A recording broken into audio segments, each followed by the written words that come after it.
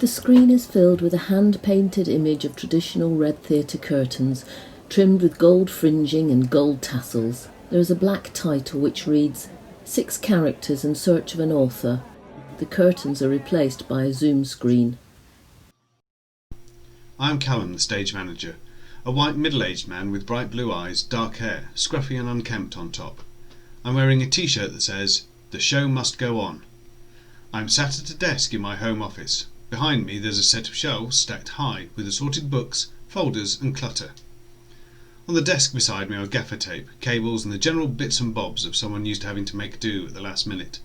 There's plenty of tech, multiple screens and old scripts and prompts, etc. from past performances. Good evening everybody. So, we haven't really done one of these things before. That is a live stream to YouTube of a Zoom open rehearsal. So please bear with us. When you got the programme, there'll have been a pair of links, one for this, which is the live show. The other link is if you want to watch it with captions. So if you want captions, go back to the email. There'll be a link there that says 6 characters with captions. Otherwise, stick with us. We've tried to adapt the rules of the game for Zoom. So it's difficult to know quite what to expect. It seems to be going okay so far. At the moment, you should just be able to see me. And now one of the other actors has appeared on screen and is rising to the occasion. Good evening. Another zoom screen appears, initially empty, but we see someone slowly rising up. I am actor 3. I am a white woman in her 30s with short dark hair with a few grey ones in the front and a pale complexion. I am wearing a checked shirt with different shades of green in it. The shirt is unbuttoned and underneath is a brightly coloured t-shirt with Simpsons cartoon characters on it. I use an electric wheelchair and with me is Pam, the black Labrador. Behind me, the background is of my home. There is a pale green wall. In the centre of the wall there is a fireplace with ornaments on it. There is a picture of a balloon with animals. Evening. Is anyone else here yet? No, but I have just received a text message from the director. She says she's got some changes she wants to make to the end of the script that she can test out for audience reaction, but she'll be with us as soon as she can. Actor 3 plays with the dog. Can you put that dog in another room if it's going to cause a distraction? Pam is an assistant's dog. Another actor appears on video. I'm actor 2. I'm a white man in my late 50s with quite weathered skin. I'm 6'4" and thick-set, bald on top with short cropped brown hair round the edges. I have a short grey moustache and beard. I'm wearing a pale mauve short-sleeved shirt with a collar and blue chinos. I'm sitting at my desk in my study, which houses my various sporting equipment. My bike, exercise cross trainer, tennis, squash and badminton rackets, and my golf clubs. It also has a comfy sofa, which has a blue rug covering it. There is some shelving with my reading matter on them, with lots of autobiographies. Is she going to assist you in learning your lines? Well, I wasn't the one needing the prompt in the last rehearsal. Oh God. Darling, can you get the door? Darling, I'm expecting an Amazon delivery. Darling, I'm in a rehearsal. Darling, can you get the door? Actor 2 gets up and walks out of shot. Excuse me. Well, you can't just walk away. The director will be here any minute now and she'll want everyone ready to start. He's waiting for a bit of his bike. But She is going to go mental. Actor 2 walks back on screen with an Amazon box. Great. I can fix this on later. Marvellous. what's that then? Oh, good God. Darling, can you get the door? Can you please both just be ready to second start? Have you got all delivery, your you see. props? Look, I'm sorry, I'm going to have to do this myself. Actor 2 gets up and walks off screen again. Dear God, actors. Right. Can you please ignore any further interruptions? The director appears on video. I'm directing the show. I'm a woman in my late 60s with olivey coloured skin and greying hair. My glasses are brown and round. I'm wearing a huge multicoloured wool shawl. It's got lots of orange and blue in it. I'm wearing blue, greeny, dangly earrings. The room I'm sitting in is my dining room. It's full of framed posters of paintings I have loved seeing at art galleries. Good evening, everyone out there in YouTube land. I shall be directing tonight's rehearsal of The Rule, the Game. It's lovely to see you. Well, obviously I can't see you, can I? So you know what I mean anyway, don't you? Look, it's all very exciting. Please, would you look kindly on us? We're doing the best that we can under the current circumstances. Actor 2 walks back on, trips over his chair, sits down and starts to open his delivery parcel. Oh. Sorry about that. The wife wasn't answering the door and I didn't want to miss this second delivery, you see. Right then, let's get started. Anyone missing? Our leading lady. Oh, not again. I mean, we're 10 minutes late already. Send her a message and ask her what the problem is. So sorry it was ever thus. Another actor appears on video. I am actor 1, a white woman of middle age with mousy blonde hair, worn in a messy bun.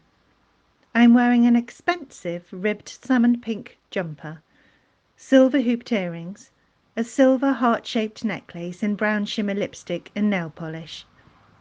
I am in my large, modern drawing room, which is a well-lit room with walls lined with bookshelves.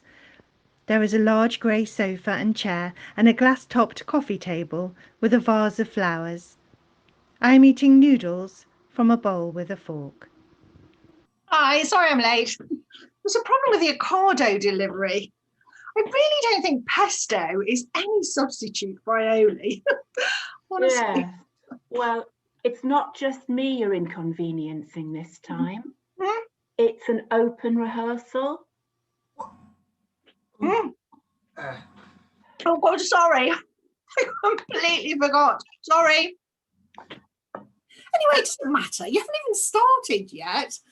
I'm not even on at the beginning anyway. Okay, everybody, from the top of the second act, the rules, the game. Is everybody ready? Are you in this scene? No, I've just told you. Well, go off video, for God's sake, and go on mute. Actor 1 goes off screen. We don't want to hear you slurping away. I'm so sorry. Oh. Right, come on then, let's get going. The stage manager reads from a script. The House of Leone Gala. A peculiar room, both dining room and study. Have you found any images for the virtual background? Yeah, I just need to Photoshop a few details in. Look, do you want me to read out all of the stage directions? Well, yes, because they don't know what they are. I'm so sorry. Leone Gala is in a cook's hat and apron, beating an egg in a dish with a little wooden spoon. Filippo is beating another and is also dressed as a cook. Right, now I've got this bowl and a wooden spoon, but I'm not going to be whisking anything just for now, because apparently I can't be trusted with any raw eggs. And the wife's going to be making some scones later. But she's made me this hat. Actor 2 puts on an oversized chef's hat. What do you reckon? I think it looks a bit crap to me. It does. Have you managed to order my chef's hat from Amazon? Yes, it'll take a little while to get here, though. It's coming from China. But why didn't my hat come from Amazon then? Look, we're on a very tight budget, and you said that your wife could make a hat. And anyway, I mean, you look fine. Well, do I really have to wear it? I mean, look, I can't even get it into shot, for goodness sake. Yes, because that's what it says in the script. What? Don't you think it makes me look a trifle ridiculous? Well, of course it looks ridiculous. What do you expect these days when nobody writes any good plays? And we're reduced to putting on plays by Pirandello from 100 years ago. Well, the committee has recommended it, so we're doing it. Mind you, if you can understand it, you must be very clever. He did it on purpose, you know. He wrote plays that nobody enjoys, not the actors, not the audience, not the critics. Pirandello wrote specific stage instructions to wear a cook's hat and whisk eggs. But that's not all you'll be doing. Oh no, it's all semiotics. You are symbolic of the shell, of the eggs that you're beating. Oh, I told you you were cracked in the head. Break the egg, go on, break the egg. Look, this could get very messy. Actor 2 clumsily breaks an egg into the bowl, spilling some. Oh, for pity's sake! Oh, I thought we were usually told to break a leg. Look, be quiet and listen, let me explain. You are the shells because they represent the empty form of reason. Without content, blind instinct. Empty form of reason is right. You see, you and your wife, you are reason, she is instinct. You've been given parts in a game where you're not just playing yourself, but the puppet of yourself. Do you see? No, I just learn the lines and try not to trip over the furniture. And you don't always manage that. Just you wait till you see the bit of business I've put in at the end. Oh, you haven't seen anything like it. I'm really actually very pleased with it. By the way, please make sure the audience can hear you clearly. Lips, teeth, tip of the tongue. This difficult dialogue, you know, we've got to make it clear for the audience. So, shall we prevent you from mumbling by having a little bit of a vocal warm-up? Rubbish. No? Oh, all right, then let's get going. Excuse me, there are some people in the breakout room that want to speak to you. Well, tell them I'm busy. I mean, we're trying to rehearse a play here. I distinctly said no latecomers. Anyway, how did they get it? Who gave them the link? Okay, boss. Another 4 screens pop up. I am the father.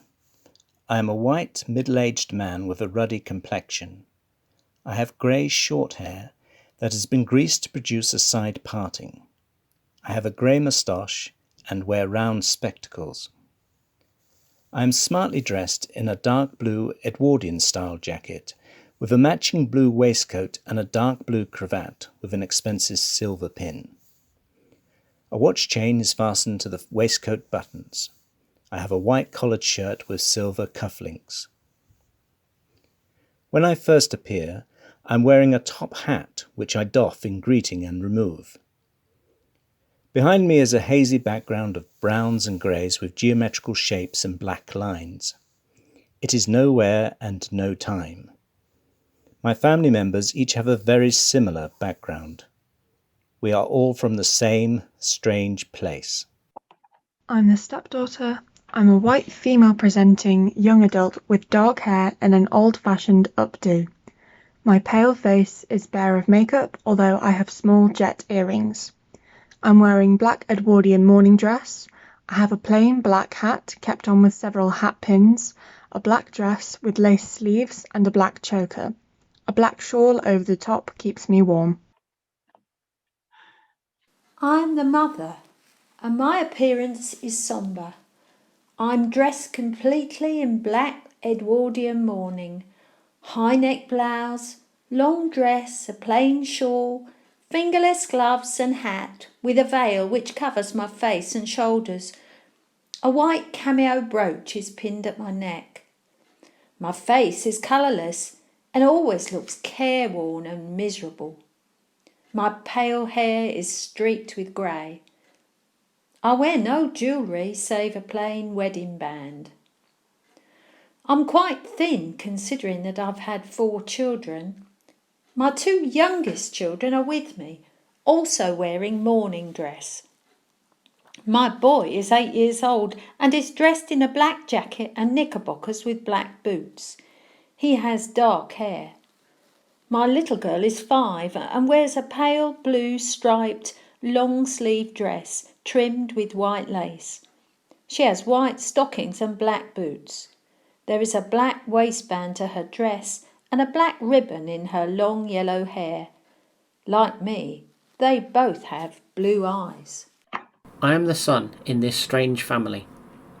I am in my 20s with pale skin and short, dark hair, slicked into a centre parting and clean shaven. I am wearing a white shirt with a tall collar, a red tie pinned high, and an expensive deep red patterned waistcoat under a dark jacket.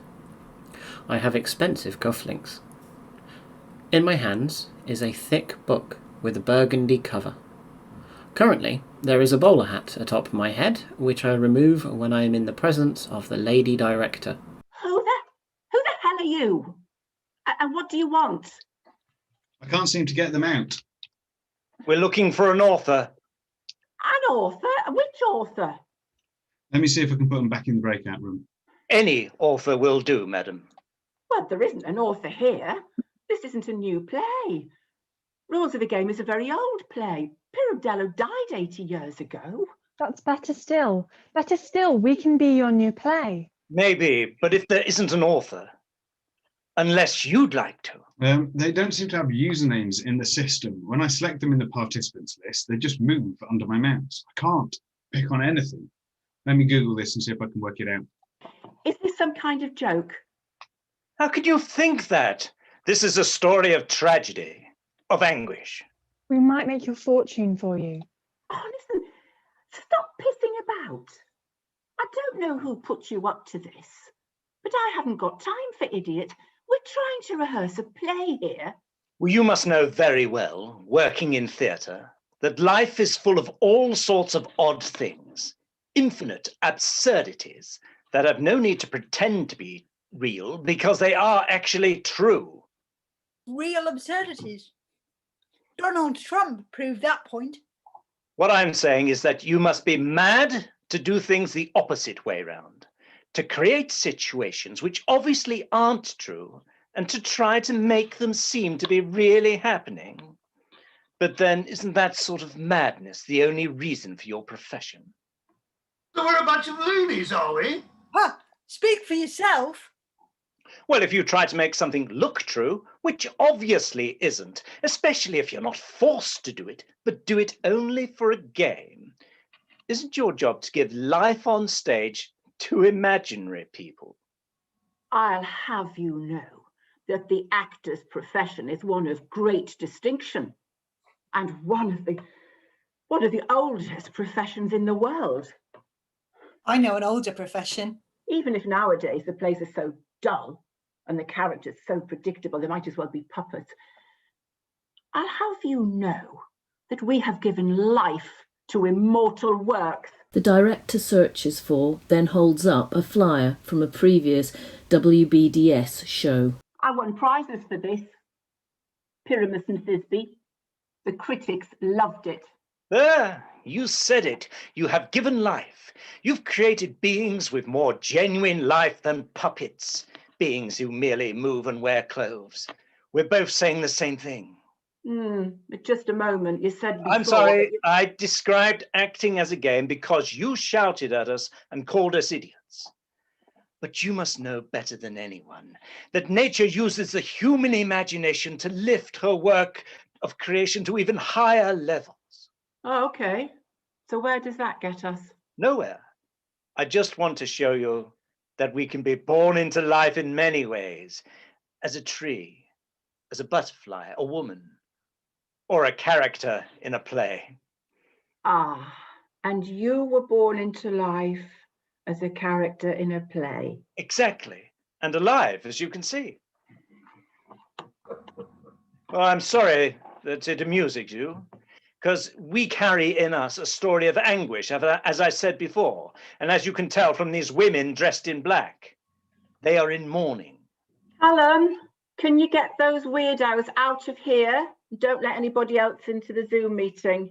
I'm trying, but there's nothing on Google or the Zoom help pages. No, please, don't you see? Mother too lifts her veil and comforts her two children, which are rag dolls. Look, we really can't be messed around like this. Look, I'm going to go off video and go through my lines. Can you give me a shout when we're ready to start, yeah? Yes, well, in that case, I'm going to make myself a cup of tea and open one or two of my parcels. Both actors go off video. I'm astonished. Why do you find it so hard to believe? Perhaps it's because you're not used to seeing characters created by an author spring into life on stage, face to face with each other. Perhaps it's because we're not in a script. Believe me, madam, we really are six of the most fascinating characters, but we've been neglected. That's right. We've been neglected, in the sense that the author who created us living in his mind wouldn't or couldn't make us live in a written play. And that really is a crime, madam.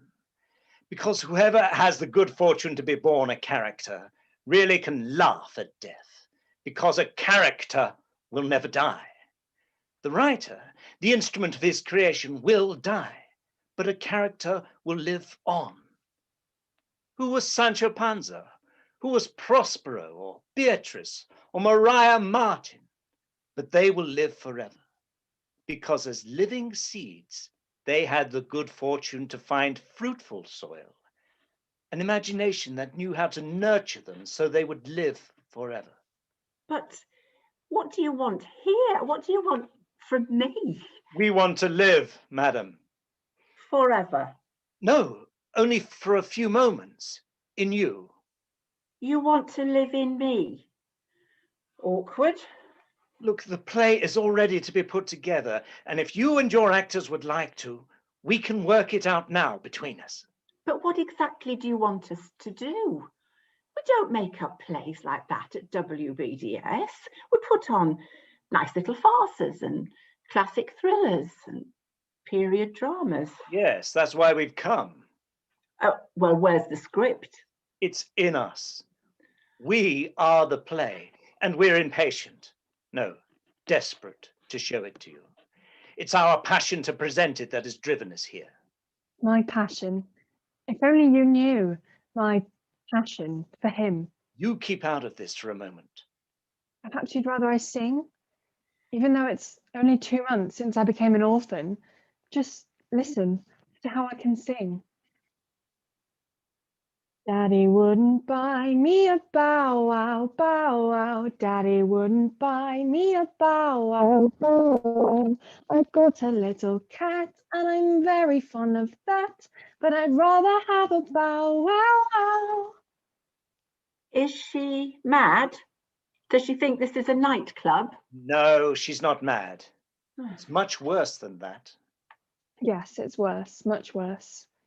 Listen, please, madam, let us put this play on at once, because you'll see that at a particular point, when this little darling girl here, isn't she pretty with her ringlets?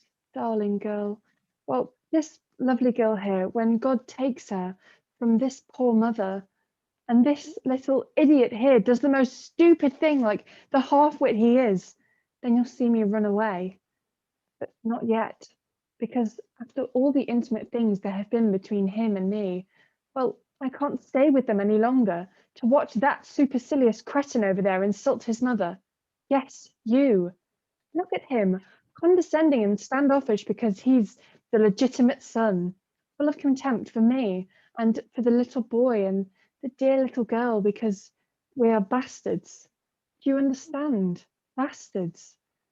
And this poor mother, she who is the mother of us all, he refuses to recognize her as his own mother. He looks down on her as if she were only the mother of the three of us, who were another man's offspring. Madam, for the sake of these two little children, I beg you. Are you all right? No, for God's sake, stop it. Oh, please, madam, I beg you. Don't let him do what he's trying to do. It's hateful. I don't understand. Is this woman your wife? Yes, she's my wife. Well, how can she be a widow if you're still alive, eh? Well, that's just the point. That's her drama. You see, she had another man who ought to be here. No, stop. He died 2 months ago, as I told you. That's why we're in mourning for him, as you can see. Yes, he's dead. But that is not the reason he isn't here. He's not here because, well, just look at her, please, and you'll understand at once.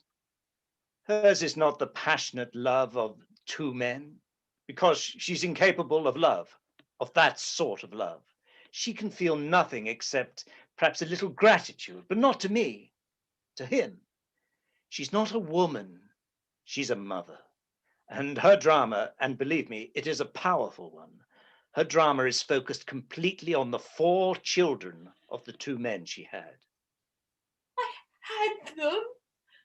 How dare you say I had 2 men? It was him, madam. He forced the other man on me, made me go away with him. That isn't true. How isn't it true? It isn't true. It just isn't true. What do you know about it? It isn't true. Don't believe her. Do you know why she said that? She said it because of him, her firstborn son. She tortures herself. She exhausts herself with worry, and all because of the indifference of that son of hers. She wants to make him believe that she was made to abandon him when he was only 2 years old by his father. He did. He made me. As God is my witness. Ask him if it isn't true. Make him tell our son it's true. Oh, you don't know anything about it.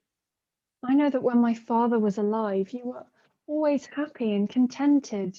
You can't deny that. No, I can't deny that. He was always full of love and care for the little boy. Is that not true? Admit it.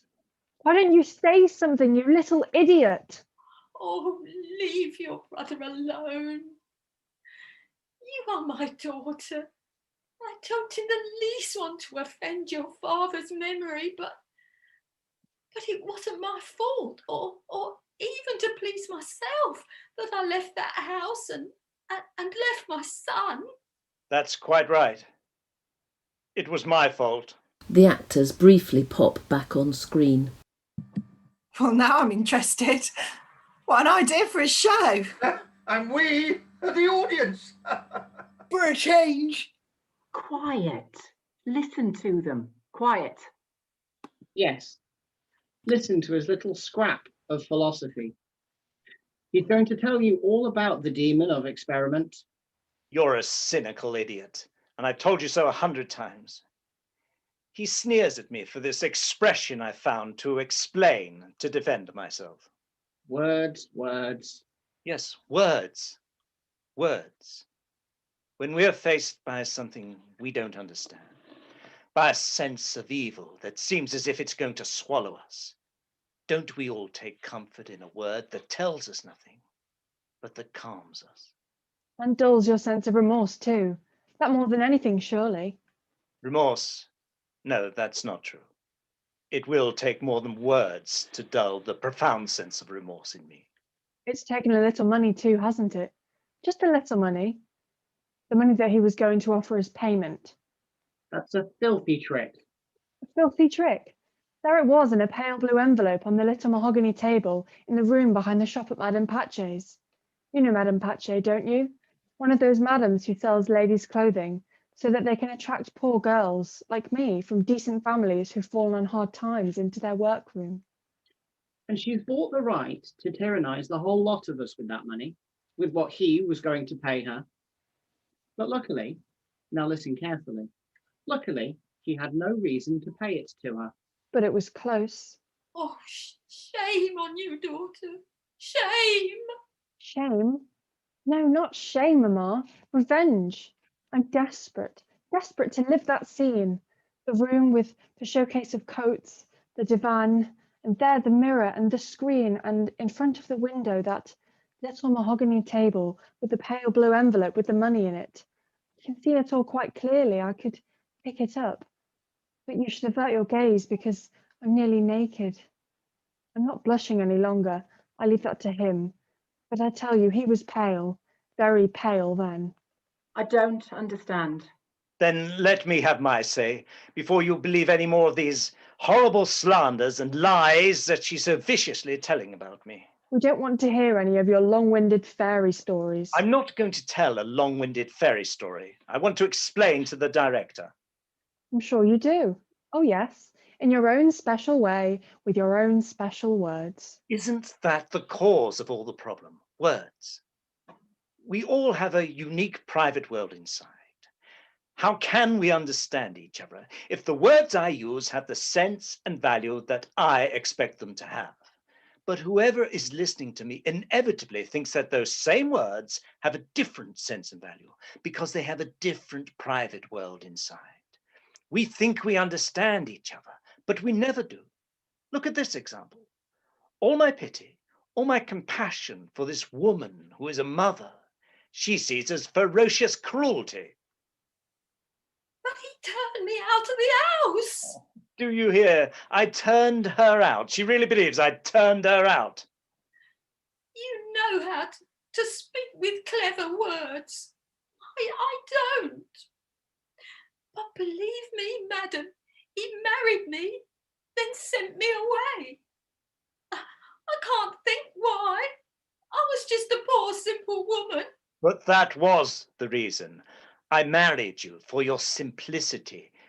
That is what I loved in you, believing... No, no, no. Oh, do you see? She says no. It's terrifying, madam.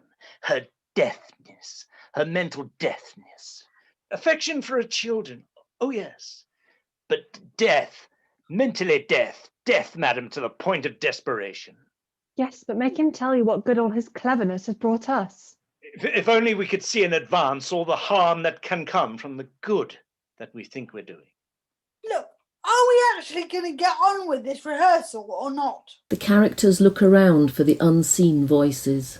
Yes, but I want to listen to this first. Well, I think that young lady has something interesting to say. You would. Look, can you explain yourselves more clearly? All right. There was this rather poor fellow working for me as an assistant and secretary. He was very loyal. He understood this poor creature in everything. But he was good and simple. Neither of them could think of doing anything wrong, let alone do it. So instead, you did all the wrong thinking for them, and the wrong doing too. No, that is not true. What I did was for her good, their good, and mine too, I admit it. There came a time where I couldn't say a word to either of them without a sympathetic look being exchanged, catching each other's eye for advice on how to respond so as not to make me angry. Well, that was enough, I'm sure you'll understand, to put me in a foul mood most of the time, in a state of intolerable exasperation. Why didn't you just sack the secretary? Well, eventually I did sack him. But then I had to watch this poor woman wandering around in the house alone, forlorn, like some stray animal you take in out of pity. And what about the grumpy son? Oh, he tore that son from me. He did what? Not out of cruelty. No, it was so he could grow up strong and healthy, in touch with the earth. And look at the result. Is it my fault he grew up like this? I took him to be raised by a nurse in the country because his mother did not seem strong enough, although she came from a humble family herself.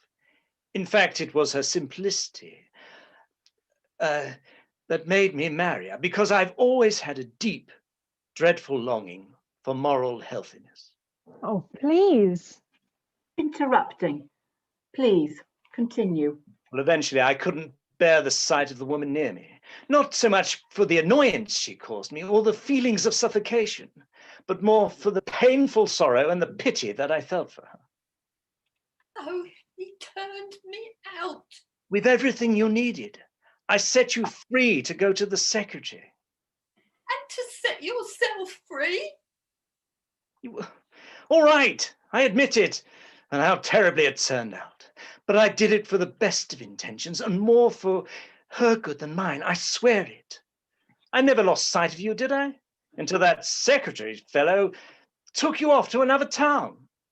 He was always idiotically suspicious of my interest, which was a genuine interest in her well-being, I assure you, without any ulterior motive at all. I used to watch the new little family growing up around her with tenderness, did I not? I was a pretty little girl, you know, plaits down my back and my frilly knickers showing under my frock. So pretty. He used to watch me coming out of school. He came to see how I was growing up. That's shameful, monstrous. After they'd gone away, the house seemed so empty. She'd been like a dead weight on my spirit, but her presence had filled the house. I wandered in the empty rooms like a lost soul. When my son came home to visit, he didn't seem like my son anymore. We needed the mother between us to link us together. He grew up by himself, apart with no connection to me, either through intellect or love. I can understand that. It must seem odd, but I became curious about it and then strongly attracted to this little family that had been created because of what I'd done. And the thoughts of them began to fill all the emptiness I felt inside. I really needed to believe that she was happy, wrapped up in the simple cares of life, luckier to have escaped the complicated torments of a soul like mine. And to prove it, I used to watch their child come out of school. Listen to him. He used to follow me along the street.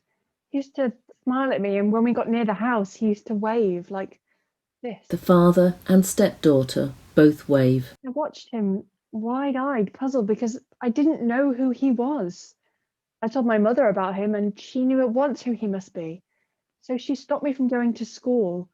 But then I saw him standing near the railings at the door, looking ridiculous with a brown paper bag in his hands. He came up to me and petted me, and then he opened the bag and took out a colourful straw hat with a hoop of rosebuds round it. The father takes a straw hat out of a brown paper bag and holds it out to her. It was beautiful, and it was for me. Look, never mind about the hat. It seems a bit off the point, really. Yes, you wanted a clear narrative. What are you talking about, narrative? This is real life, real passions. Well, that may be, but you can't put it on the stage like that. Oh, I agree, because this is only leading up to the main part. I'm not suggesting we put this part on stage. At any rate, you can see she's no longer a pretty little girl with plaits down her back. And frilly knickers showing under her frock. No, the drama begins now. As soon as my father had died. They were so miserable when they came back to this town. But I didn't know about their situation because of their mother's stubbornness. She can barely read or write, but she could have got her daughter to write, or her son to tell me they needed help. Tell me, madam, how could I have known how he felt? Hasn't that always been your problem? You've never known anything about how I felt. After all the years that have passed and after all that had happened. Is it my fault that fellow took you so far away from here? Overnight, I tell you. He took a job away from here without my knowing anything about it at all. I couldn't possibly trace them. The drama broke out unexpectedly and violently when they came back, and when I was driven in misery by the needs of my flesh, which was alive with desire. And it is misery, you know, unspeakable misery. For a man who lives on his own and detests sordid, casual affairs, who's not old enough to give up on women, but not young enough to go and look for one without shame. It's misery. It's horrible and it's revolting. Because there is not a woman who will give her love to me. And when I realized that, I should have done without. But that's easy to say. Each of us face to face with someone else is clothed with a sort of dignity, but we know only too well the unspeakable things that go on in the heart. We surrender. We give in to temptation. But afterwards, we rise up out of it very quickly in a desperate bid to rebuild our dignity, whole and firm as if it were a gravestone, to cover every sign and memory of our shame, hide it even from our own eyes. Everyone's like that. Only some of us don't have the courage to talk about it. But they've all got the courage to do it. Yes, but in secret.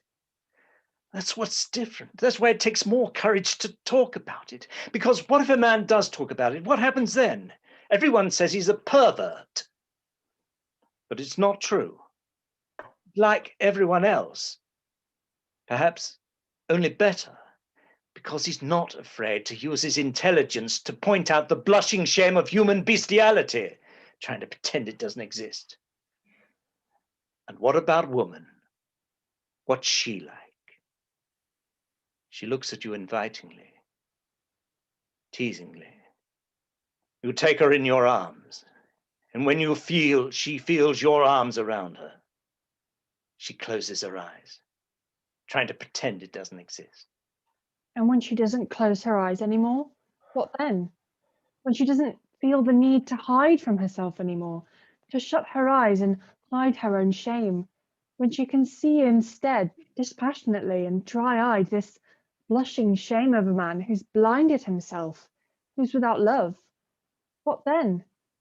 Then what disgust, what utter repugnance she feels for all these intellectual complications, for all this philosophy that points to the bestiality of man, philosophies that he then uses to try to defend himself, to justify himself even. I can't listen to him, because when a man says he needs to simplify life like this, reducing it to bestiality and throws away every human scrap of innocent desire, genuine feeling, modesty or shame, then there's nothing more contemptible and nauseating than his remorse. Crocodile tears. Look, this is all well and good, but please just get to the point. All right. But a fact is like a sack. It won't stand up if it's empty. To make it stand up, first you have to fill it with all the reasons and feelings that caused it in the first place. I couldn't possibly have known that when that fellow died, that they'd come back here, that they'd be so desperately poor, that the mother would go and work as a dressmaker, or that she'd go and work at Madame Patchet's of all people. She's a very high-class dressmaker. You must understand that. She apparently has only high-class customers, but she has arranged things carefully so that these high-class customers, in fact, serve her. They give her a respectable front without spoiling things for the other ladies at the shop, who are not quite so respectable at all. Believe me, madam, the idea never entered my head that vile creature gave me work because she had an eye on my daughter. Oh, Mamma. Do you know what that woman would do when I took back the work that my mother had been doing? She would point out how the dress had been ruined by my mother's sewing. She grumbled and moaned and then bargained. So you see, I paid for it. While this poor woman here thought she was sacrificing herself for me and these two children, sewing dresses all night for Madame Patchet. And there, one day you met? Yes, him. Oh, he was an old customer of hers. What a scene that's going to be. Superb. With her, the mother, arriving. Almost in time. No, just in time, just in time. Because luckily I found out who she was just in time, and I took them all back to my house. Can you imagine the scene now? The two of us living in the same house. She, just as you see her now, and I, unable to look her in the face. It's so absurd. Do you think it's possible for me, madam, after what happened at Madame Patchet's, to pretend that I'm a modest young lady, well brought up and virtuous, just so that I can fit in with his damned pretensions to a sound moral healthiness? This, for me, is the real drama. This belief that we think ourselves to be one single person. But it's not true. Each of us is several different people, and all of these different people live inside us. With one person, we seem like this. With another person, we seem very different. And yet we have the illusion of being the same person, to everybody and the same person in everything we do. But it's not true. It's simply not true. We see this for ourselves very clearly when, by some terrible chance, we're suddenly stopped in the middle of doing something and left dangling there, suspended. We realize then that not every part of us had been involved in what we were doing, and that it would be a dreadful injustice for other people to judge us on this one single act as we're left dangling there, hanging in chains, fixed for all eternity. As if the whole of one's personality could be summed up in one single interrupted action. Now do you understand this girl's treachery? She accidentally found me somewhere I shouldn't have been, doing something I shouldn't have been doing. She discovered a part of me that should not have existed for her. And now she's trying to fix on me a reality I should never have had to assume for her. It came from a brief, shameful moment of my life. And that's what hurts me most of all. I think this play will make a tremendous impact from this idea of mine. But then there's the position of the others, the sons. You leave me out of this. I've got nothing to do with it. Why have you got nothing to do with it? I don't have anything to do with it, and I don't want to. You know perfectly well that I was never intended to be mixed up with you lot. We're vulgar, common people, you see. He's a fine gentleman.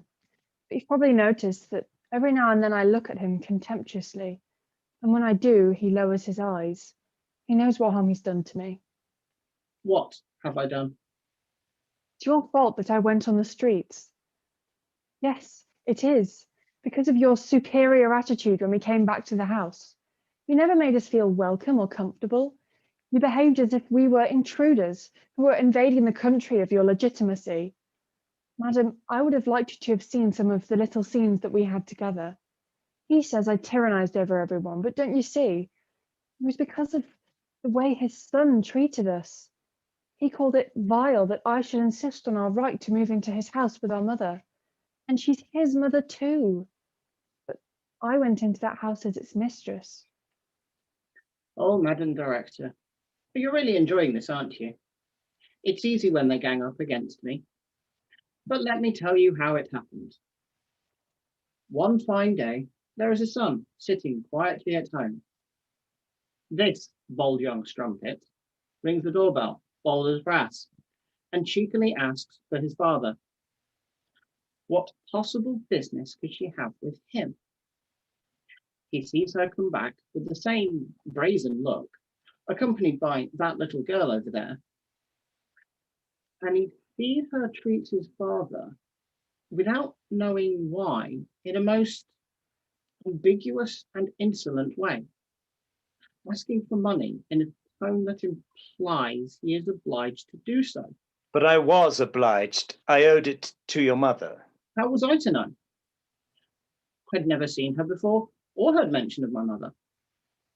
And then one day I see her traipsing in after this piece of work, holding the hands of a whiny little boy and tearful little girl. They say, "Oh, didn't you know? This is your mother too." And little by little, mainly because of her attitude, I began to understand why they came to live in this house. I cannot and will not say what I feel or what I think. I would not even like to confess it to myself. I cannot, will not take any active part in this. I am a character, madam, who is not fully developed dramatically, and I feel most uncomfortable in their company. So please, leave me out of this. What? No, it's precisely because you feel like... How do you know how I feel? When have you ever bothered yourself about me? All right, I admit it. But isn't that a situation in itself? This withdrawing of yourself is cruel to me and your mother. When she first came back to this house and saw you again, almost for the first time, she didn't recognize you, but she instinctively knew you were her son. Look at her there now, weeping. like the fool she is. It's obvious this young woman can't stand her stepbrother. He says he doesn't come into it, but really he's the crux of the problem. Look at this little boy clinging to his mother all the time. Perhaps his trouble is worst of all. He's frightened and humiliated by my son. He feels an outcast more keenly than the others. He feels mortified just being in the house because it's charity. It's like his father, timid, doesn't say anything. Not a good idea to put him on the stage. Never work with children or animals. Noisy, messy things. He won't need to be on stage very long. Nor will the little girl, because she's the first to go. Yeah, I'm pleased. I tell you, this interests me. It interests me very much. I'm sure we've got the material here for a good play. With a character like me, you have. You stay out of this. Yeah, it's different, full of gritty realism. But you've got a nerve, haven't you? Coming here and throwing it at me like this. Well, I'm sure you understand, born as we are for the stage. Are you professional actors? Well, no, I say we're born for the stage because... Oh, well, come on, I can tell. You're an old hand at this, at acting. No, I'm not. I just act, as everyone does, the part in life I've chosen for myself or that others have chosen for me. And as you can see, if I sometimes... my own passion gets a bit out of hand, a bit theatrical, as it does with everyone. Well, maybe, but I mean, you must see that without an author, Look, I can give you the address of someone. No, you do it. Me? What are you talking about? Yes, why not? Well, I'm a director. I interpret other people's words. I've never written anything. Well, why not start now, if you don't mind my suggesting it? There's nothing to it. Everybody's doing it. And your job is easier because we're here, all of us, alive before you. No, that's not enough. Why isn't it enough? You've seen us live our drama. Well, perhaps so, but I would still need someone to write it. Only write it down, perhaps, as it happens, in front of them, live, scene by scene. It'll be enough to sketch it out at first and then go through filling in the details. Do you know, I'm almost tempted, just for the fun of it. You know, it might work. Of course it will. You'll see the incredible scenes that result. I can tell you what they're going to be. Do you know what? We'll give it a go. Come with me to the breakout room. Something extraordinary might come out of this. Of course it will. Don't you think it would be better if the rest of the family came too? Yes, come on, everybody out into the breakout room. Oh, I'll just sketch out some ideas. Right, now, Callum, I'll need you too. So, don't forget, everyone, back in quarter of an hour. The actors appear back on screen. Actor 2 is wearing bright orange cycling gloves and a multicoloured cycling helmet. Is she serious? What's she going to do? I think she's gone round the bend. Does she expect to write a play in 5 minutes? If she thinks I'm going to appear in that sort of nonsense. I know, not me. I'd like to know who they really are. Well, who do we think they are? Is it some sort of scam? And is she taking them seriously? You know what? It's vanity. It's the vanity of seeing herself as an author. But it's also the money. Because now she'll get paid twice. Once as the author and once again as the director. Well, I've never heard of such a thing. If the theatre, ladies, is reduced to this, then what hope is there? Well, you never know. It might be fun. Really? Well, I suppose we'll have to wait and see what happens next then. The stage manager comes back on as the actors go off video. Right. Looks like everybody's buggered off, so maybe you'd like to go and make a cup of tea or get something stronger. Let the dog out. I don't know. Write a comment on Facebook. Give us a like on YouTube. I don't know, Instagram, whatever it is you do. Can you just be back in about 20 minutes? What I'll do is I'll pop on some videos, some interviews that we've got some members of WBDS, and you can get an idea of what kind of things that we get up to. We're always looking for new members. Thanks very much. See you in a bit. The stage manager goes off video. The red theatre curtains fill the screen again, and then each interviewee appears. The captions read: An introduction to sound design. What's involved with sound design? The role of the sound designer is to manage, to create, to find wherever you can all the sounds necessary for the performance. So most of the sounds we have available on effectively stock sounds, if you think of maybe a doorbell or a car door closing or things like that. But sometimes you need to create new sounds that simply aren't available as standard sounds, if you like. So if you think about something like a dockside scene at a port, you would have the thud of the ship's engines or the ship's funnels making the noise. You would have the splash and rattle of the chain as the anchor drops. You would have the squeal and whine of the cranes as they unload goods from the ship, or maybe as they load the passengers' goods onto the ship. You would have the sound of lorries driving past loaded with goods or whatever. You would have the sound of the water splashing against the quayside. You'd have seagulls squawking, and all these sounds will be loaded individually into the computer so that we can then vary the sounds as the ship gets closer. The engine sounds louder. As a ship sails away, you might hear its siren in the distance. As something happens, the seagulls might scream more loudly. And it's the job of the sound design team to create all the sounds, to bring them all together, and then to work with the director and the cast to play the sounds to create a convincing soundscape for the audience. How did you get involved with sound design? Thinking back, I've been a member of WBDS for about 20 years now. To begin with, I was mostly involved with set building and scenery painting and things like that. The job I had at that time involved a lot of travel, both in the UK and abroad. So it meant that I really couldn't make a commitment to be here in Nottingham for rehearsals. So I could never really become an actor, as it were.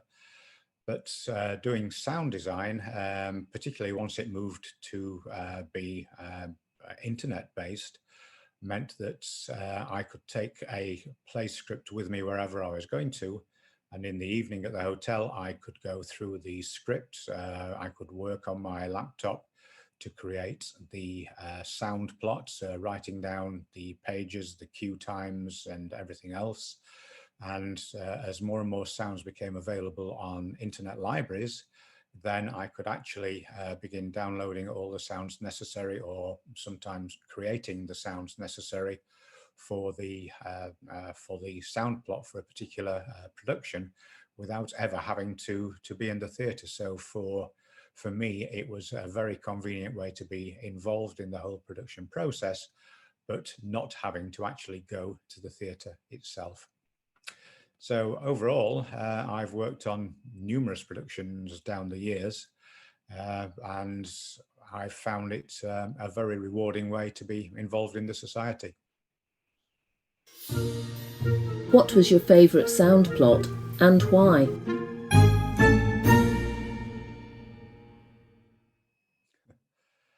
I don't really have a favourite sound plot. I like the ones that go well in performance, of course, and sometimes if I'm an audience member or if I'm operating the sound cues from the back of the auditorium, Sometimes I feel a bit disappointed that the sounds aren't as convincing as I hoped they would be, but I suppose that's life.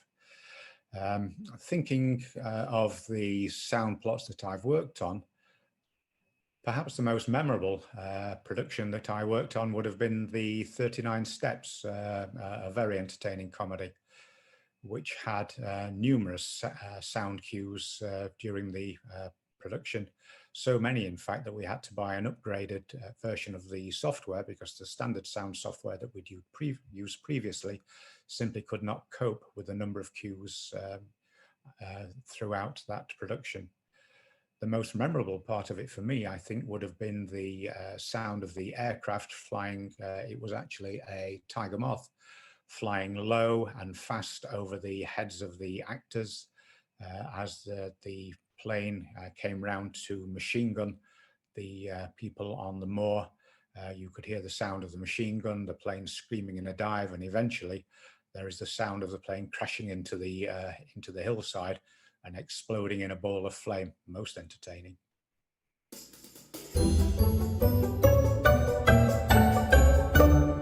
An introduction to stage management.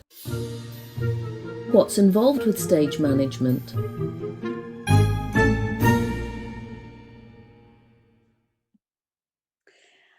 Well, if you're a stage manager, you're basically in charge of the running of the show during production week and also during dress rehearsals.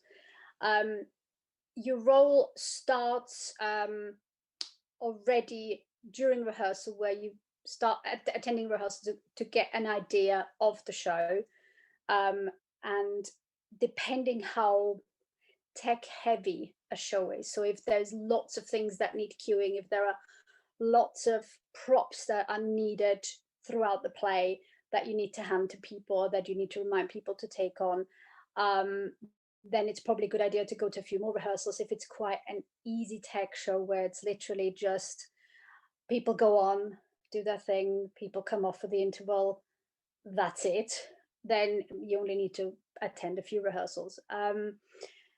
You then, as a stage manager, you then basically run tech rehearsal together with the director to make sure that all the tech side works, all the sound cues are there, all the lighting cues are there, people coming on and off if they need queuing on and off. So that's all set, so that you really know what you're doing. And then the dress rehearsals are then run as the show itself, with the same timings, hopefully. And you then have a chance to practice all of that with your assistant stage managers. The tech crew is involved in those as well. And then you're hopefully ready, for performance week. And yeah, and then you open the theatre at the beginning, make sure everything's ready, cue the actors on stage, make sure they have all the things they need. You need to be a little bit bossy, because not everybody will always do as they're told, just like everywhere in the world. You need to be not afraid of just putting your foot down and saying, no, this is what needs to get done now. I always find myself, I'm a little bit the mum of the show the way I'm running it. Some people get really like bossy, and some people get a lot less so. It's a personality thing, really. But nobody needs to be scared of it. You just need to be a bit organized, and then it works quite well, really. Yeah, that's it. How did you get involved with stage management?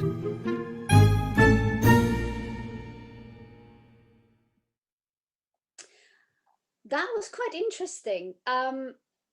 Stage management was always one of those roles that I was really scared of, because it's like, oh my God, I've got to be in charge of the whole thing. I've got to be responsible for the whole thing. So I always sort of shirked it a little bit, never volunteered for it, until one day it was a one-act evening. So an evening of 3, also one acts.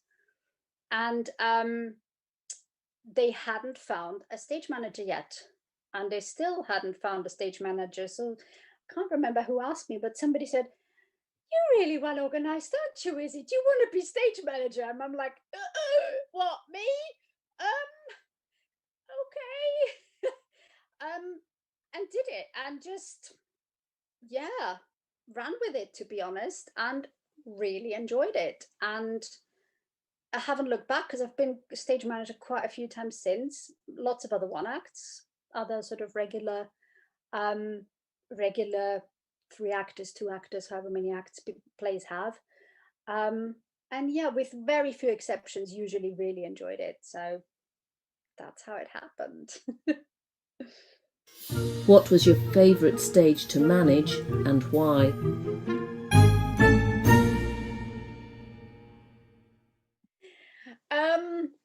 I'm assuming you're referring to what was my favourite play to manage. And I have to say, I can't really tell you which one it was, apart from, as I already said, I really enjoyed managing that very first evening of one acts. It's been all the one acts. I really enjoy doing those because there's so much to do. You really kept on your toes. There's 3 different sets of actors. There's sometimes 3 different sets. So there's set changes in between each show. 3 different directors to work with. So 3 different personalities. It's some of them can be interesting to deal with. Shall we say that? Most of them are lovely. Most of them are really helpful, and I mean, everybody wants the show to succeed. But one act just makes it that little bit more interesting because there's just so much going on. With a normal 3-act play, you can literally just be sitting backstage and waiting for the act to end, and then waiting for the play to begin again, for the next act to begin again. And there's not much going on. The actors are pretty much doing everything they need to do themselves. So one act is usually much more interesting to deal with, and I would say all of them have been. I couldn't pick one set of one acts that's my favorite, maybe apart from the very first one, because it was a new experience and it was fun for that reason. But yeah, one acts are awesome to stage manage. Real challenge, real fun.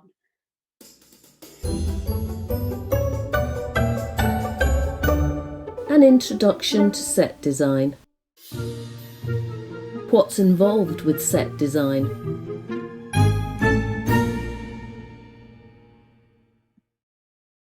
So set design is really fun because it's really varied. So I've worked on all sorts of things, from really minimalist sets where it's just like a black box with a projection maybe to set the scene, all the way up to like really realistic things. Like I did a representation of a hotel room in Azerbaijan, complete with details like the room service menu and stuff like that. So yeah, they can be really varied. They all have a similar process though. So you start by like working with the director to get their kind of vision for what the play should look like, and then produce some sort of design images. So you can do that in 2D or 3D. So some people just sketch it out. Some people make like actual little model boxes. And I like doing it digitally. So I'll do like, I've got a 3D sort of design tool that I use to make like a little model box, and then you can edit it all. Which is really nice. You can make changes and things in there. And then once you've got a set designed, a group of willing volunteers will spend their Saturday mornings helping you to turn your ideas into real life, basically. So yeah, that's about the size of it. How did you get involved with set design?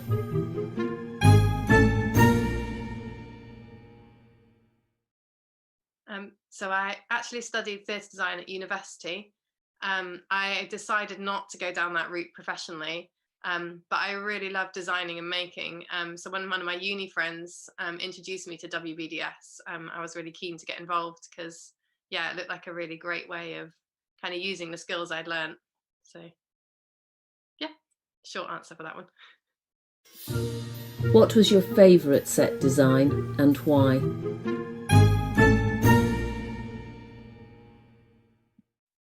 Yeah, this is a really tough one because I've done lots of really different things and they've all been really fun. So I'm not sure I can like pick one, but I really enjoyed designing the projections. I did a play called Conversations After a Burial, which was one of these really minimalist ones where the set was basically sort of a black stage, and we just did projections of different scenes that I drew, sort of designed, and then we projected on, which was really fun. That was great. I really like scenic painting, completely different. So I've done a few quite fun sort of scenic backgrounds. I think I am most proud of that Middle Eastern hotel, the Azerbaijan hotel room, because it was for some one-act plays. And so that was the first play. And then after the interval, it was transformed into like a rundown London flat with a balcony where the headboard had been in the previous one. And I've always just been really pleased about being able to create that illusion. And I think we got a really good Nanda feedback from that as well, about how it's sort of gone from this this hotel to this flat, and it looks so different between the two. So that was really good fun.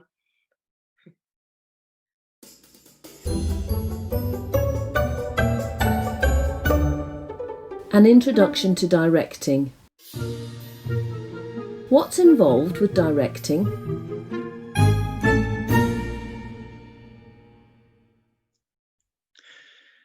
Directing to me involves a great many facets.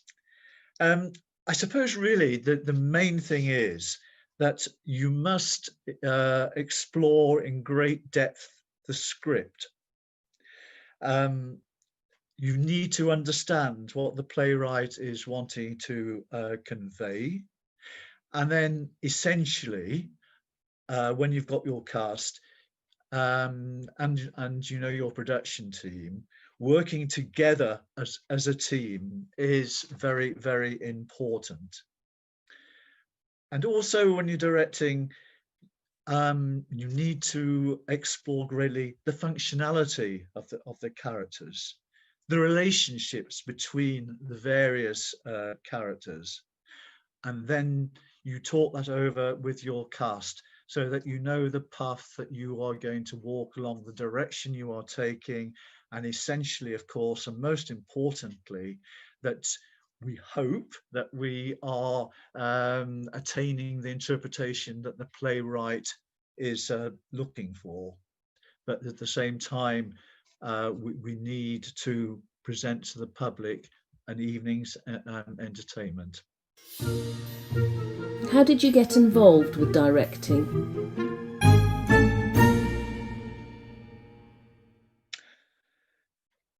How did I get involved in directing? Well, I joined the society in 1968. And I was very, very keen just to purely act, just simply act. And so I was in many productions. And during those productions that I took notice of what the directors were doing, what they had to do. And that's what really fired my interest. And I remember after a few years of just doing purely and simply acting, I would read other plays, and as I was reading them, in my mind, I was imagining moving the characters. I was imagining how they would speak their lines, and I thought, this is telling me something, and I would love to attempt to do it myself. So I put my name forward to the committees. And of course, in those days, we always started off our directing career by directing a one-act play. And I believe the year was 1972 that I was given this opportunity. And the play was called This Desirable Cottage. As I say, it's a one-act, and it was written by Anthony Booth. Fortunately, it was very well received, and I knew after that that directing was the path I wanted to tread. What was your favourite play to direct, and why?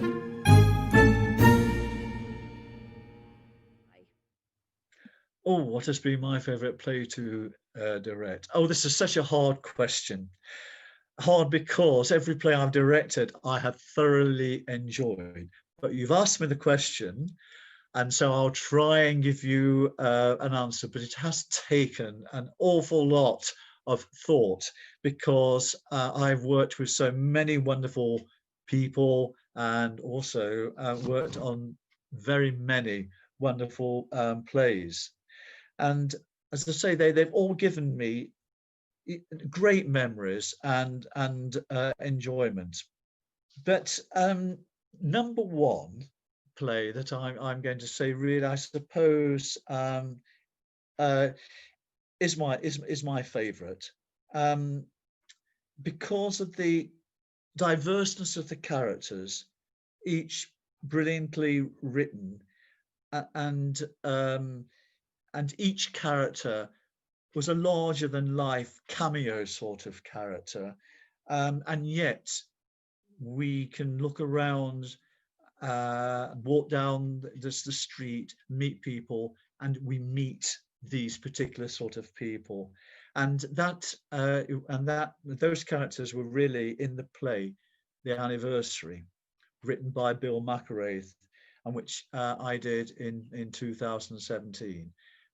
But it's a very, very talented cast, and their interpretation was spot on, very enjoyable to watch, and I think therefore I will go for The Anniversary. Such a close thing though, because of all the as I mentioned earlier, I've enjoyed so much all the plays I've had the privilege to direct for the Society, and I hope that I get another opportunity. Thank you. The interviewees were Richie Sharp, Izzy Dixon, Annie Haley and Tony Vogt. The interviewer and video editor was Aaron Mackay. The red theatre curtains from before fill the screen.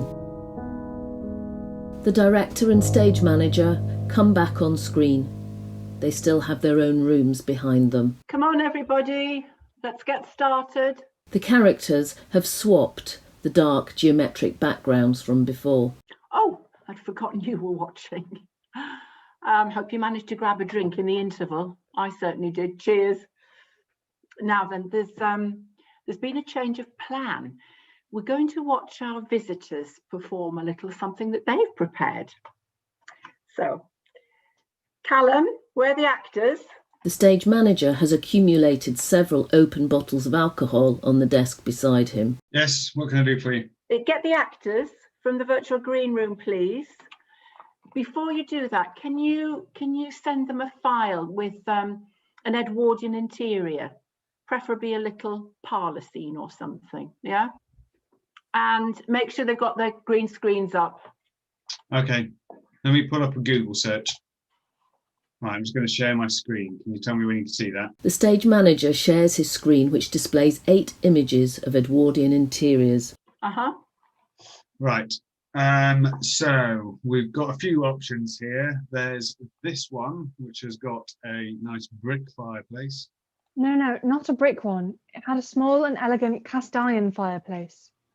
Then there's this one, but I think it's a bit busy, really. Doesn't feel like there's a sense of space for the actors. Yes, I agree. Right, there is this one. It does have a cast iron fireplace, but it's really a modern room with Edwardian features. Yeah, that's Farrow and Bore, but I mean, it doesn't matter. What do you mean it doesn't matter? There's a parlour behind Madame Patch's ladies' outfitters shop, and it needs a little table, a little mahogany table for the blue envelope. Look, it's only for a rehearsal, please, don't interfere. Oh, or maybe that one's better.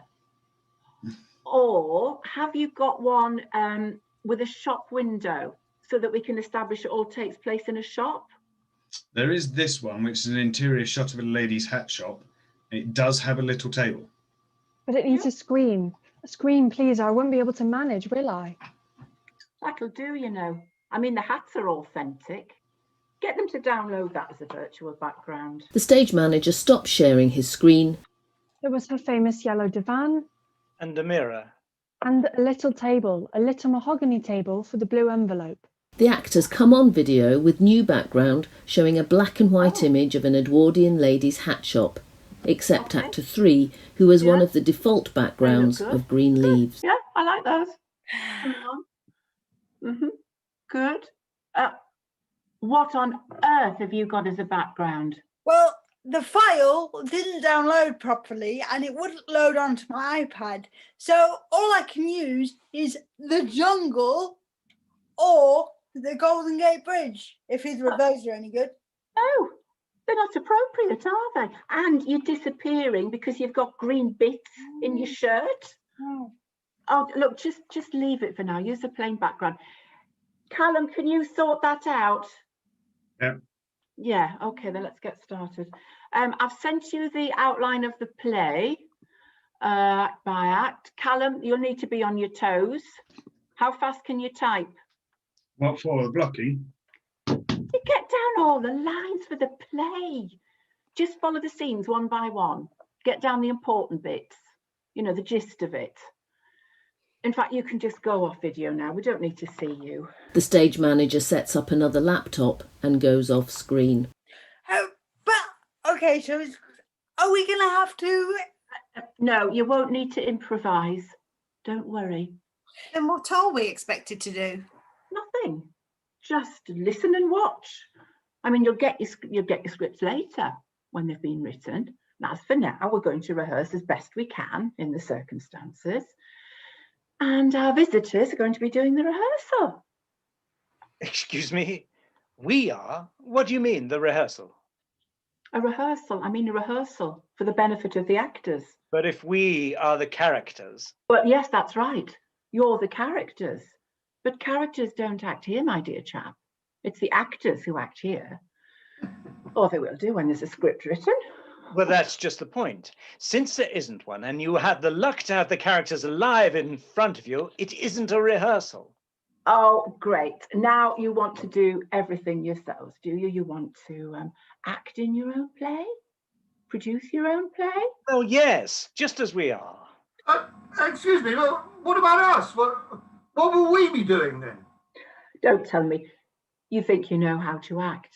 Well, it takes years of training. Right, now we're going to cast a play, which should be easy enough, practically casts itself. That sulky little boy over there has done absolutely nothing, complete waste of space, so we needn't bother with him. The son turns his back to the camera. You shall be Mother. What name shall we give Mother? Oh, what about Rachel? That's not her name. We can't use her real name. Why not? But if this lady is to play the part, perhaps you can use her name. I don't know. I just think you should use the real name. But do as you like. I don't know what to say anymore. I'm already starting to... How can I explain it? Sound false. My own words sound like somebody else's. Yes, well, don't worry about that. Don't worry about that at all. We'll work out the tone. And just for the name, if you don't like Rachel, well, we'll find something else. So, in the meantime, we'll refer to the characters like this. You shall be Mother, and of course, you shall be stepdaughter. What did you say? That woman is me. What are you laughing at? Nobody's ever dared laugh at me before. Either you show me respect or I'm leaving. I'm sorry, I wasn't really laughing at you. You know, you should be proud to be played by that woman over there. That woman, yeah. But I wasn't thinking about her, honestly. I was thinking about me. I can't see myself in you at all. You're not a bit like me. That's quite right. You see, our meaning... What do you mean, your meaning? You don't think you have exclusive rights to what you mean, do you? You don't think your meaning exists only inside you? Not a bit of it. What? Don't we even have our own meaning? No.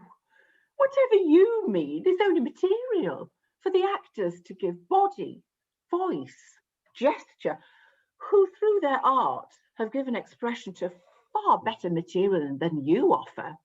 Yours is quite a trivial tale. And if it stands up on the stage at all, the credit, believe you me, will go entirely to my actors. Well, I don't dare contradict you, but you, for your part, must believe me. It does not seem trivial to us. We're suffering terribly now from these strangest faces, these different bodies. Yes, well, the makeup will take care of all of that. Well, at least as far as the faces are concerned. And as for the actor playing you, then he can wear a wig. But the voices, the gestures. That's enough. You can't come on here as yourselves. The actors will represent you on the stage. Now, let that be an end to it. I understand. But I think I see now why our author, who created us, living in his mind, did not want to see us on stage. I don't want to offend your actors. God forbid that I should. But I think if I saw myself represented by, I don't know who. If you don't object. Well, I should be honored, sir.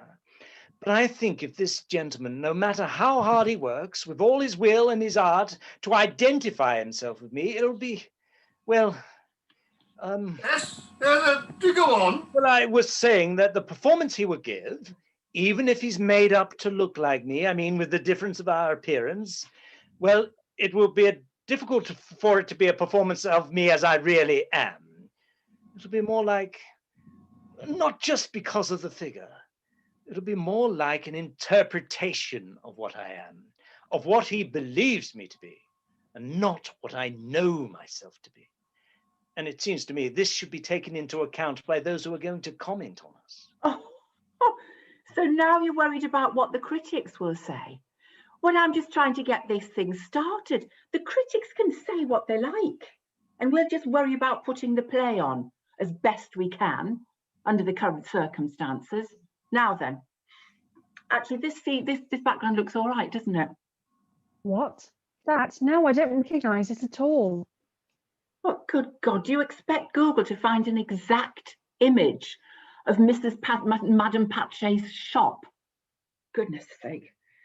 Did you say that it had striped wallpaper? Yes, yellow and blue. Uh-huh. Well, it doesn't. It has plain white or maybe cream. That sort of thing just doesn't matter. Right.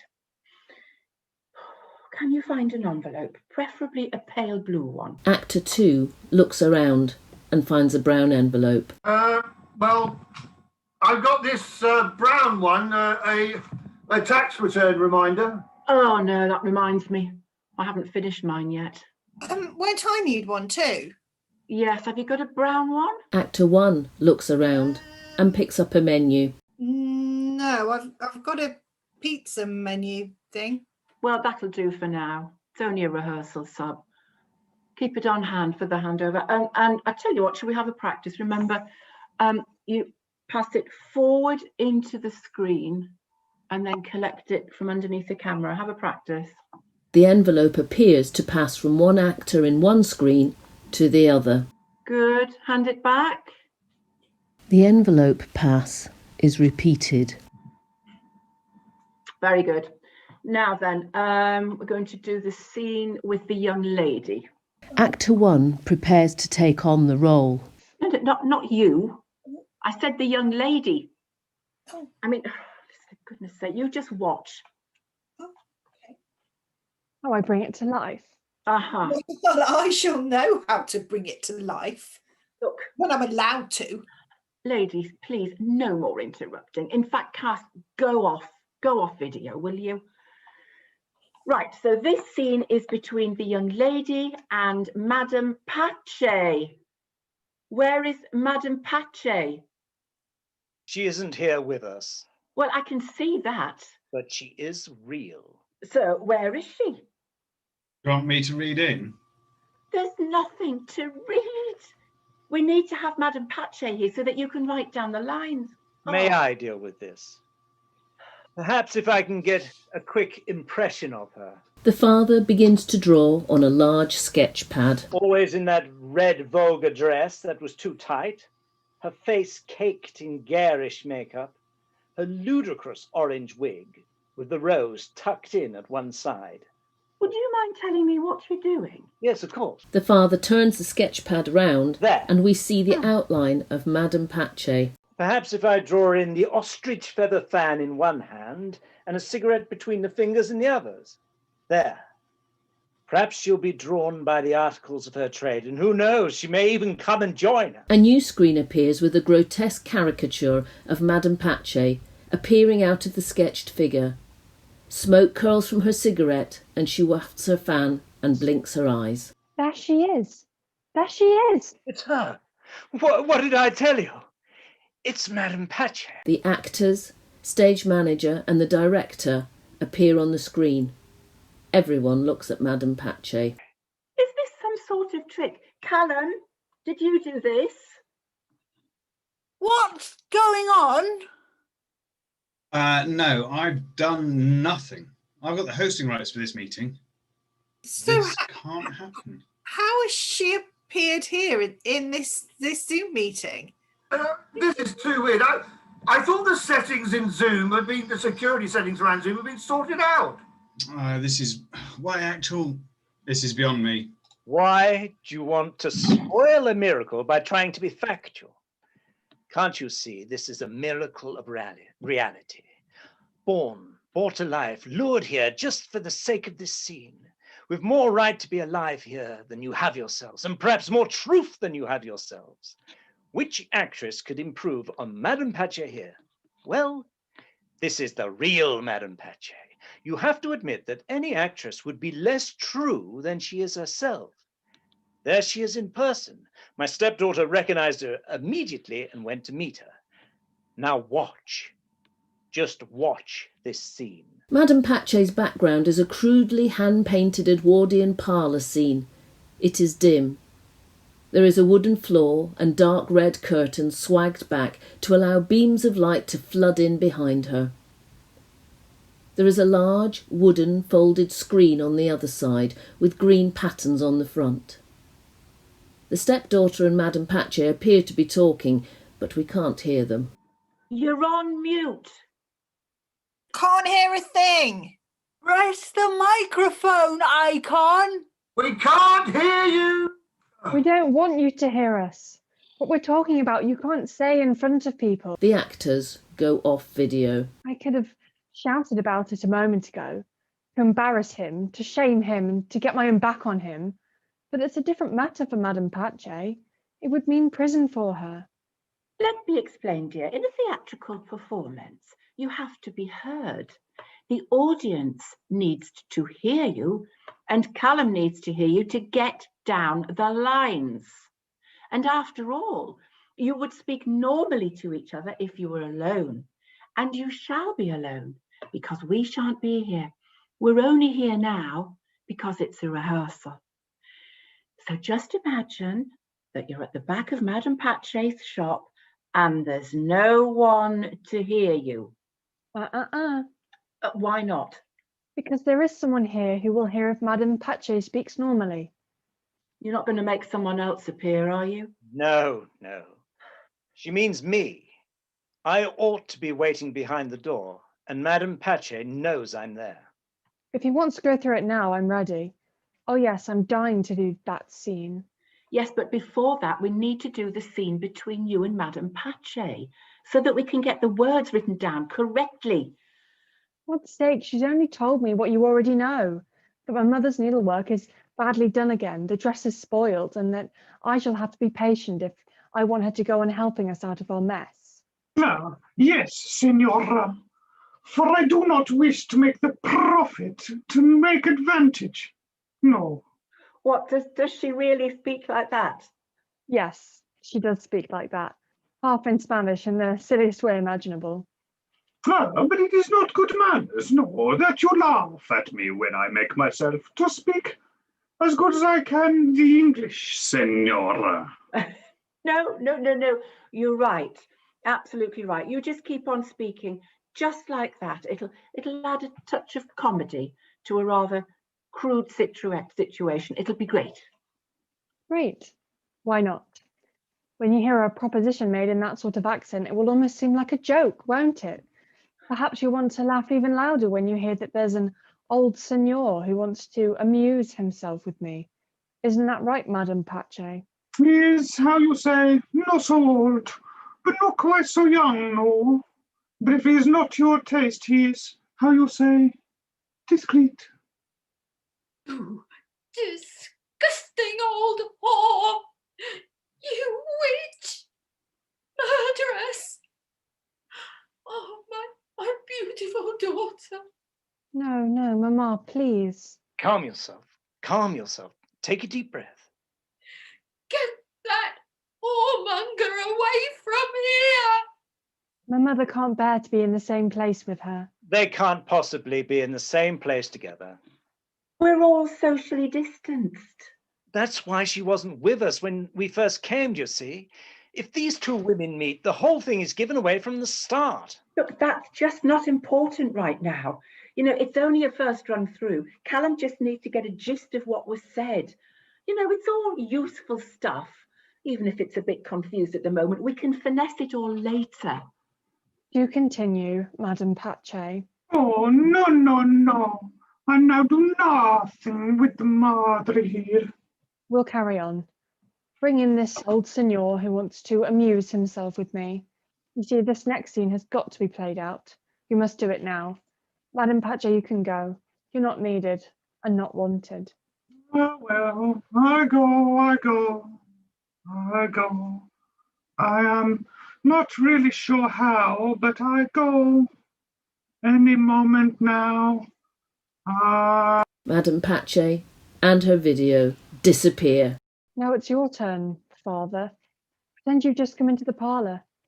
Look, I'm sitting here with my eyes looking down to the ground, very modestly. Oh, come on, speak up. Use that special sort of voice like somebody who's just come in. Good afternoon, my dear. Look here, who's the director here? You or me? Stand by. Everyone goes off screen except the director. Everybody ready? Gather yourselves.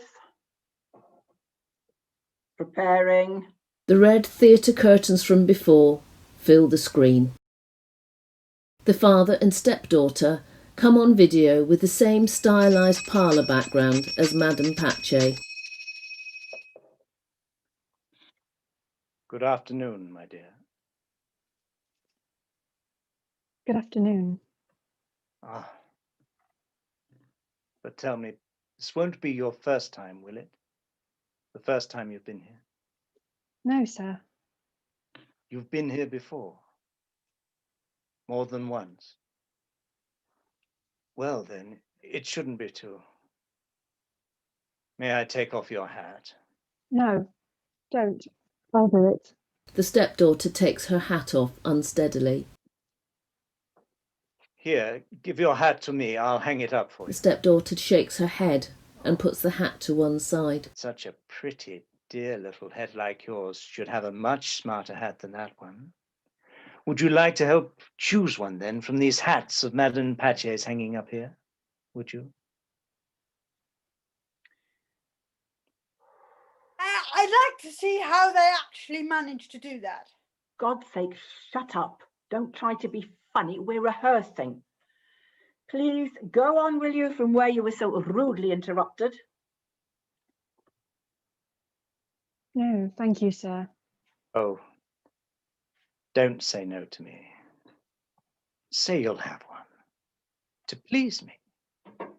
Here. The father lifts up a very flamboyant hat with a bright blue ostrich feather and an ostentatious bow. Isn't this a pretty one? And it will please Madame, too, you know. She put them out on purpose, of course. No, I could never wear it. Are you thinking of what they would say at home when you went in wearing a new hat? Goodness me. Don't you know what to do? Shall I tell you what to say at home? That's not why. I couldn't wear it because, as you can see, well, you should have noticed before. You're in mourning. Oh, forgive me. Yes, you're right. I see that. Forgive me.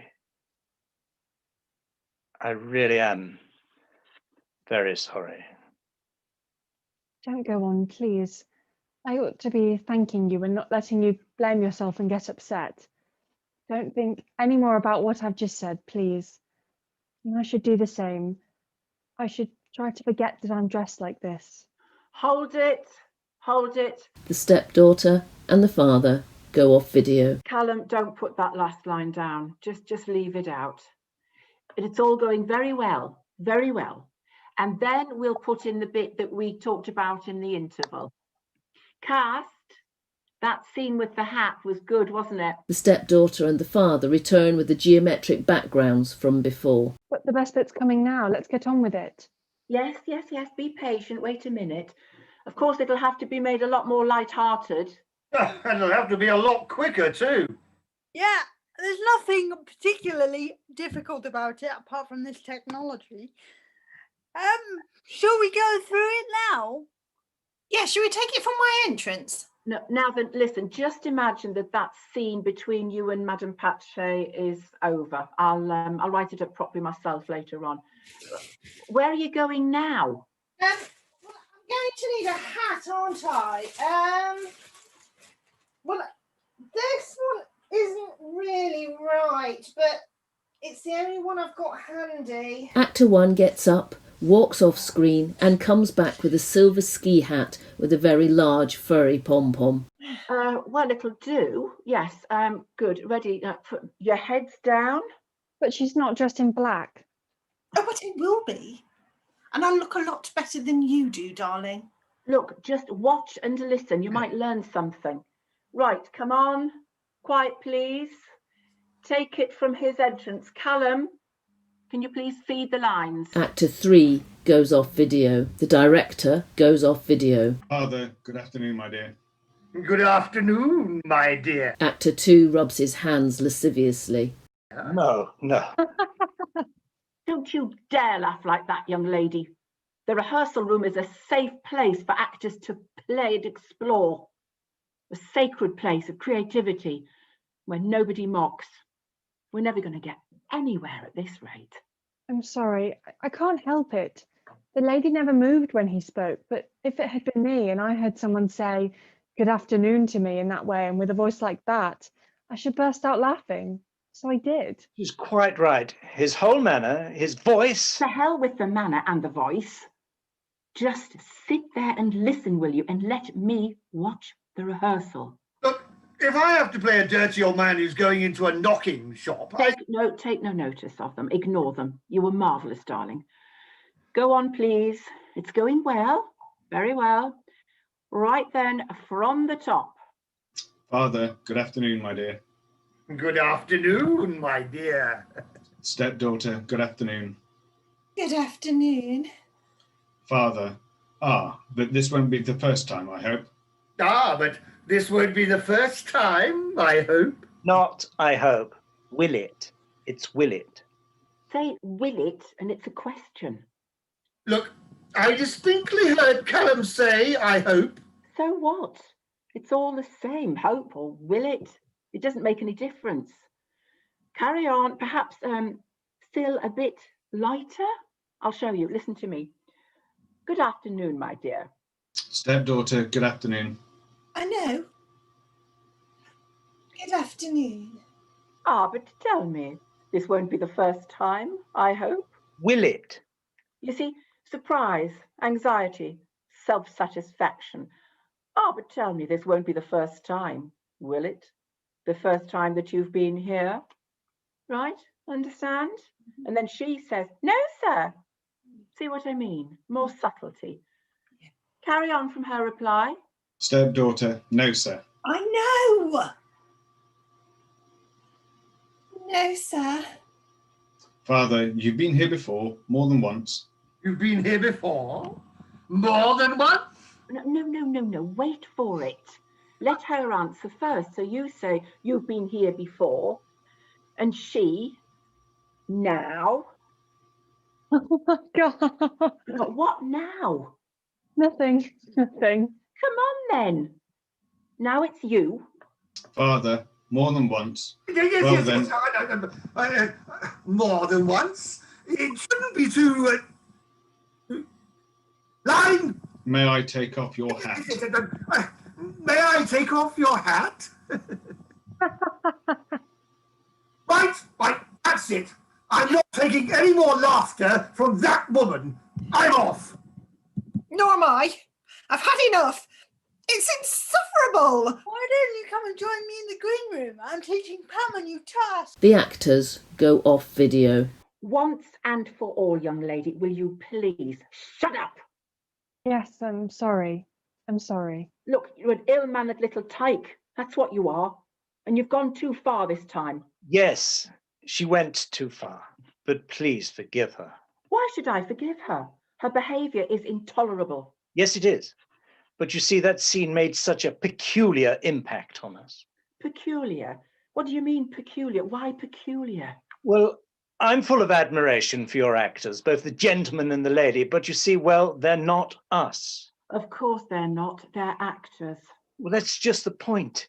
That's what's different. They're actors. However much they want to be the same as us, they're not. But why aren't they? I think it's something to do with being themselves, not being us. Well, we can't do anything about that. I've told you already, you can't play the parts yourselves. I know. Right then, that's enough of that. Callum, tell the cast that we'll rehearse this later on our own, as we usually do. It's always a bad idea to have rehearsals with the author present. They're never satisfied. Come on, let's get on with it, and let's see if it's possible to do it without rudely laughing or interrupting. I won't laugh anymore. I won't really. My best bit's coming up now. You just wait and see. Right, from where you say, don't think any more about what I told you, please, and I should do the same, then you come in immediately with the line, I understand, yes, I understand, and then you ask. Ask what? What does he ask? Are you in mourning? No, that's not right. Because when I said that I should try not to think about the way I was dressed, do you know what he said? Well then, my dear, let's take it off. We'll take it off at once, shall we?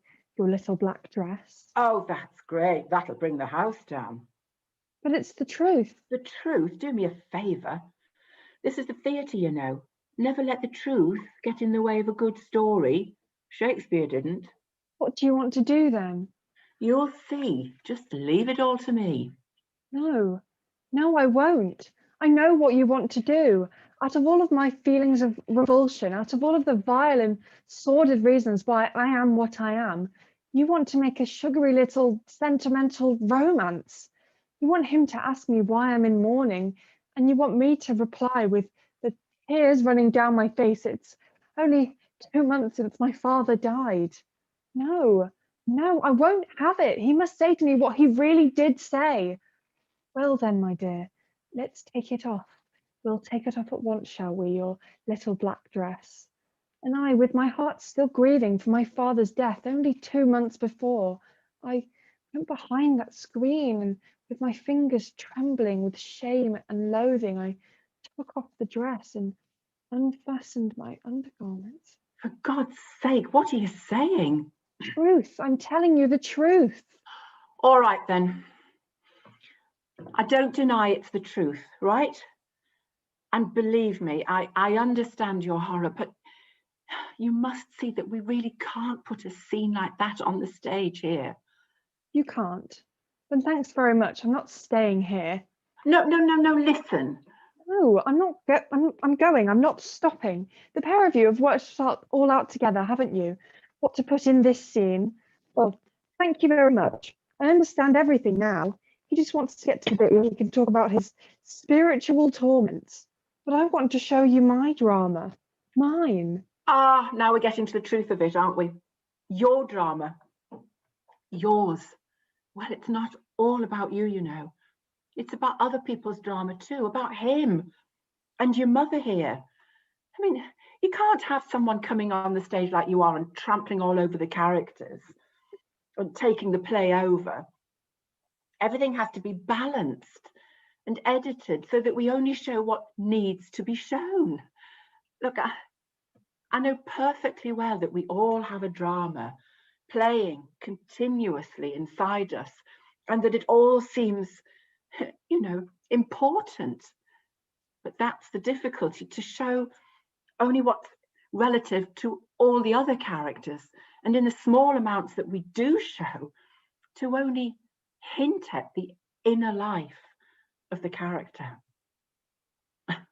I know it would be so much simpler if we could just pour out what's bubbling away inside us in a soliloquy, for example, but that's not how we work here, and there just isn't the time. Look, you must restrain yourself, you know, and believe me, it'll be in your best interest, because it would be so easy for you to make a bad impression with all this anger and exasperation. You know, it does seem a bit odd, if you don't mind me saying, when you've already admitted that you've been with other men at Madame Pache's, and on more than one occasion. I suppose that's true. But you know, all the other men were all him as far as I was concerned. Oh, I don't understand. If someone falls into evil ways, isn't the responsibility for all the evil which follows to be laid at the door of the person who caused the first mistake? And in my case, it all flows from him, from before I was even born. Look at him, see if it isn't true. Oh, okay. But what about the weight of remorse he's carrying? Isn't that important? So we need to give him the chance to show that to us, to see his journey. It gives great dramatic tension. How on earth can he show all his long-suffering remorse, all his moral torments, as he calls them, if you don't let him show his horror when he finds me in his arms one fine day, after he asked me to take my dress off, a black dress for my father who just died 2 months earlier, and he finds that I'm the child he used to go and watch as she came out of school. Me, a woman now, and a woman he could buy.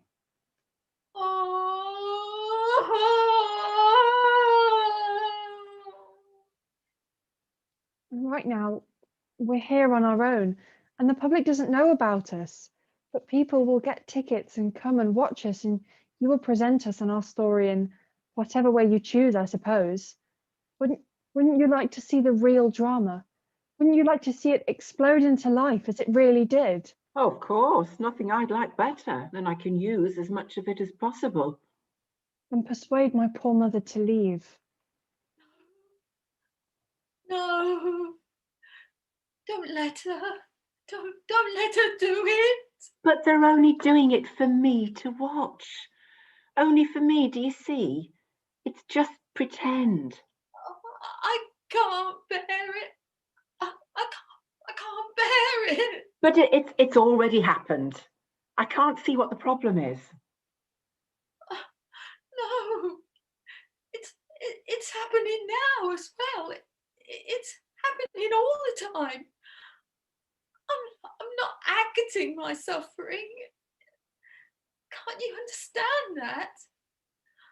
I'm alive and here now, but I can never forget that terrible moment of agony that repeats itself endlessly and vividly in my mind. Oh, and these two little children. You've never heard them speak, have you? That's because they don't speak anymore, not now. They just cling to me all the time. They help to keep my grief alive, but they don't really exist for themselves anymore. And she, my elder daughter, oh, she's gone away from me. She's lost to me. Lost. You see, I'm here for one reason only, to keep perpetually before me the anguish and the torment I've suffered on her account. The eternal moment, as I told you, madam. This young woman is here to keep me too in that moment, trapped for all eternity, in that fleeting, shameful moment of my life. She cannot give up her role, and you cannot rescue me from it. But I'm not saying that we won't present that bit, not at all. It'll be the climax of the first act when she, Mother, surprises you. That's right, because that is the moment I'm sentenced. All our suffering should reach a climax in her cry. I can still hear it ringing in my ears. It's that cry that sent me mad. You can have me play just as you like. It doesn't matter, because, you see, as I was standing there, prepared for him, I saw a vein here in my naked arm, throbbing, and then it was almost as if that throbbing vein filled me with a shivering fear. I shut my eyes tightly to block out the disgust and loathing. Make him stop, Mama, make him stop. Scream as you screamed then. Oh, stop! She's my daughter! No! Oh, my daughter! You brute! You animal! She's my daughter! Can't you see? She's my daughter! And curtain, marvellous, absolutely marvellous. That's right. That's right, because it really was like that. That's got to be the curtain line. She's my daughter, curtain. And then we'll all go to the bar. Everyone except the director goes off video. Idiot. I didn't mean now, Callum. Did you get it all down? Yeah, pretty much. Oh, that's marvellous. I mean, really marvellous. What a cliffhanger. That's got to be it, word for word. What a first act ending. I mean, I couldn't have done better if I'd written it myself. The director goes off video. Right. I think we'd probably better take another short break now while I sort some stuff out. I tell you what, this time I'll pop on a few stills from past performances. They may be things you've seen. We'll be about 5 minutes. The red theatre tabs display briefly before a short video of pictures from past shows is played. The captions read: Copenhagen by Michael Frayn, 2001.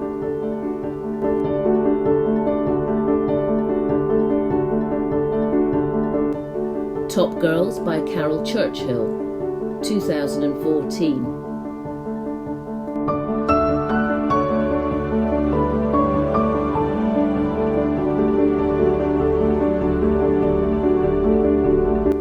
Goody Two Shoes by Paul Reeks, 2014.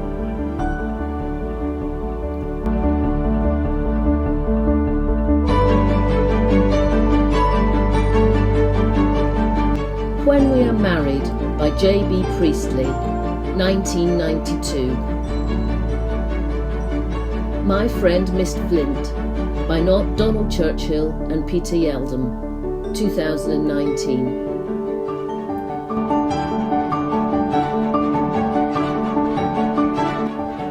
Weird Sisters by Terry Pratchett and Stephen Briggs, 1998.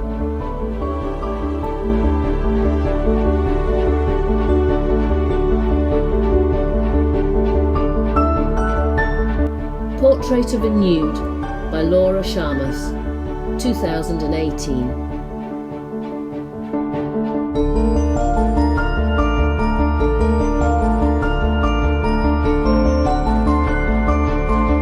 The Anniversary by Bill McElraith, 2017. An Evening of One Acts, 2000.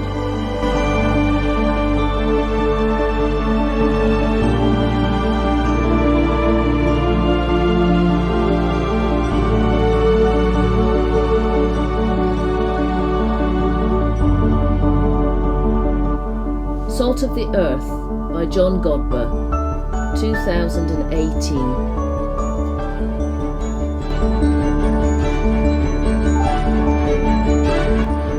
Mind Game by Anthony Horowitz, 2013.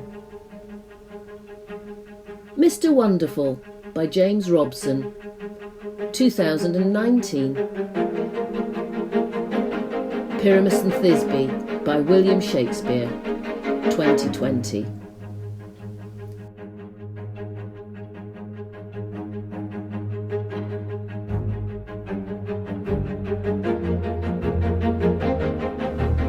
Wanted One Body by Charles Dyer, 2000.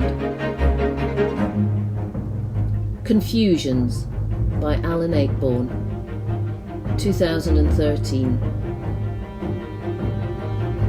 Time and Time Again by Alan Ayckbourn, 1997.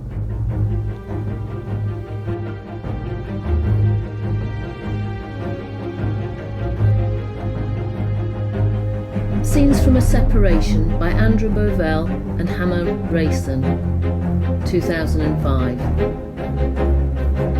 Tissues and Issues, an evening of one-act plays, 2018.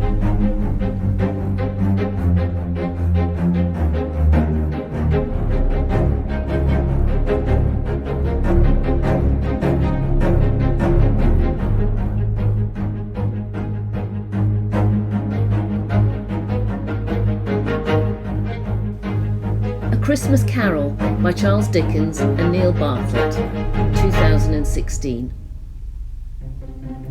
Boxman Style by Martin Parker Eames, 2005. The Business of Murder by Richard Harris, 2019.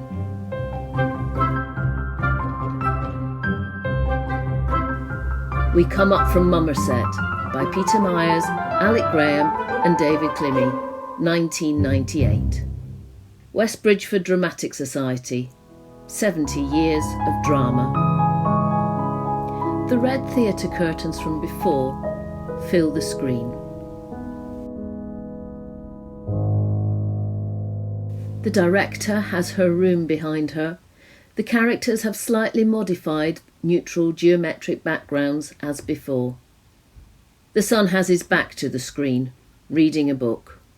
Well then, let's get on to the second act. I've got it all sorted. It's going to be great. Actors, are you back from the virtual green room? Yep, ready.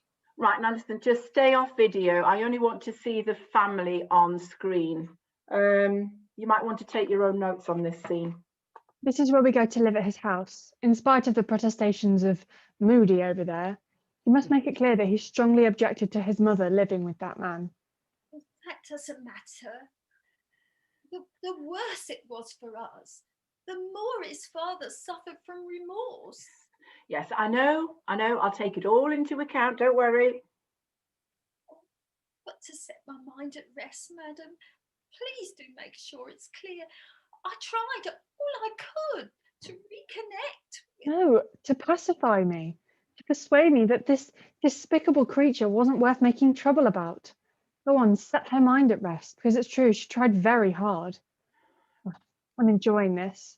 You can see, can't you, that the meeker she was, and the more she tried to worm her way into her son's heart, the more distant and cold he became. How's that for a dramatic situation? Do you think we could actually start the second act? I won't say another word, but you'll see that it won't be possible to play everything in the garden scene like you want to do. Why not? Because to start with, this typical young man stays shut up in his room in the house all the time. And then all the scenes for this poor little devil of a boy happen in the house, not the garden. I've told you this before. Well, that's the beauty of Zoom. We can just create virtual backgrounds for where every scene is taking place.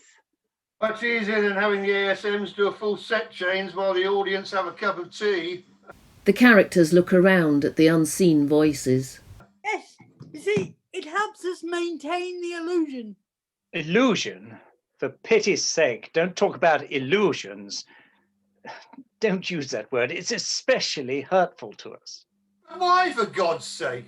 It's so hurtful, so cruel. You ought to have realised that. Well, what else should we call it? That's what we do here in theatre, create an illusion for the audience. With our performance. Art, imitating life. A perfect illusion of reality. I know that. I understand. But perhaps you, for your part, don't understand us yet. You see, for you and your actors, what goes on here on stage, well, quite rightly, it's only a game. A game? How dare you? We're not children. What happens here is serious. I'm not saying it isn't serious. And well, not really a game, but an art, as you said before, that tries to create the perfect illusion of reality. That's right. Well then, just imagine that we, as you see us now, that we have no other reality outside of this illusion. Oh, what are you talking about now? Isn't it obvious? What other reality is there for us? What for you is an illusion you create, for us is our only reality. And it's not only true of us, it's true of others as well, you know. Just think about it. Do you really know who you are? The father moves closer to the camera and stares straight out. What? Who I am? I'm me. What if I told you that wasn't true? What if I told you you were me? Well, I tell you that you were mad. Yes, because everything that goes on here is just a game, isn't it? And yet you object when I say it's a game that this gentleman here, who is himself, has to be me, who on the contrary am myself. You see, I've caught you in a trap. Not again. Haven't we been through all this before? I didn't want to talk about this. I want you to forget about your game, your art, your artistry that you pursue here with your actors. And I'm going to ask you once again, in all seriousness, who are you? Have all the bloody nerve. The director scrunches a post-it and throws it at the camera. Don't you know who I am? Oh, now she's forgotten who she is. A character, my dear madam, can always ask someone who they are, because a character really has a life of their own, a life full of their own specific qualities, and because of those qualities is always someone. Whereas a person, I'm not speaking about you individually, of course, but people in general, where they can be an absolute nobody. Well, since you ask, I'll tell you who I am. I'm the director. I'm in charge. Do you understand? She who must be obeyed. I'm only asking to try and find out if you really see yourself now as you saw yourself, for instance, once upon a time ago in the past, with all the illusions you had then, with everything inside and outside yourself as it seemed then, and not only seemed, really was. Well then, look back on those illusions, on all those ideas you no longer have, on all those things that no longer seem the same to you. Even your physicality has changed. This frame forms only a tiny part of our reality for a tiny amount of time. Tomorrow, all the realities of today are just going to seem like illusions, like something you saw in a moving picture. So what does that prove? Oh, nothing much. I only want to make you see if we have no other reality outside our own illusion, then perhaps you ought to distrust your own sense of reality. Because whatever is reality today, whatever you touch, whatever you believe in, whatever seems real to you today, is going to be like the reality of yesterday, just an illusion tomorrow. Oh, very good. So now you're saying that you and this play you're going to show me are more real than I am. There's no doubt about that at all. Oh, is that so? I thought you understood that from the beginning. What, more real than I am? If your reality can change between today and tomorrow. Well, everybody knows things are changing. This too shall pass. It's always changing. But ours doesn't change. Do you see? That's what's different. Our reality doesn't change. It can't change. It can never be different. Never. Because it's already determined, like this, forever. Ours is an eternal reality. And that should make you shudder to come near us. Then I should like to know, when has anybody seen a character step out of a play like you've just done? You know, proposing things, explaining things. I've never seen it before. You've never seen it before because an author likes to hide the difficulties of creating. But when characters are alive, really alive, and standing there in front of their author, all he has to do is follow their words, the actions that they suggest to him. And he has to really want them to be what they want to be. And it's his bad luck if he doesn't do what they want. Whenever a character is born, they immediately assume such an independence even of their own author that everyone can see them in scores of situations that their author never even thought of putting them in. And they can sometimes acquire a meaning that their author never dreamed of giving them. Well, of course, I know all that. Well, then, why are you surprised by us? Imagine what a disaster it is for a character to be created in the mind of an author who refuses to give them life in a written script. Tell me if a character left like this, suspended, created, but without final life, isn't right to do what we've done now. We spend such a long time, such a very long time, urging our author, persuading him. First me, then her, then this poor mother. It's true. I would go into his gloomy study and tempt him time after time, just as it was growing dark, when he was sitting quietly in an armchair, not even bothering to switch a light on, but leaving the shadows to fill the room. The shadows were swarming with us. We'd come to tempt him. I've got a little cat, and I'm very fond of that, but I'd rather have a bow wow wow.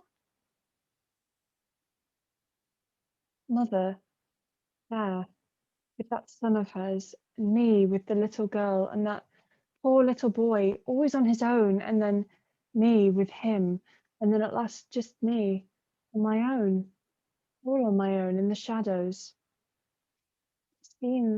What scenes were suggested to him? What a life I could have had. I tempted him more than the others. Oh, yes, you did. And it's probably your fault he did nothing about it. You were so insistent. You made too many demands. But he wanted me to be like that.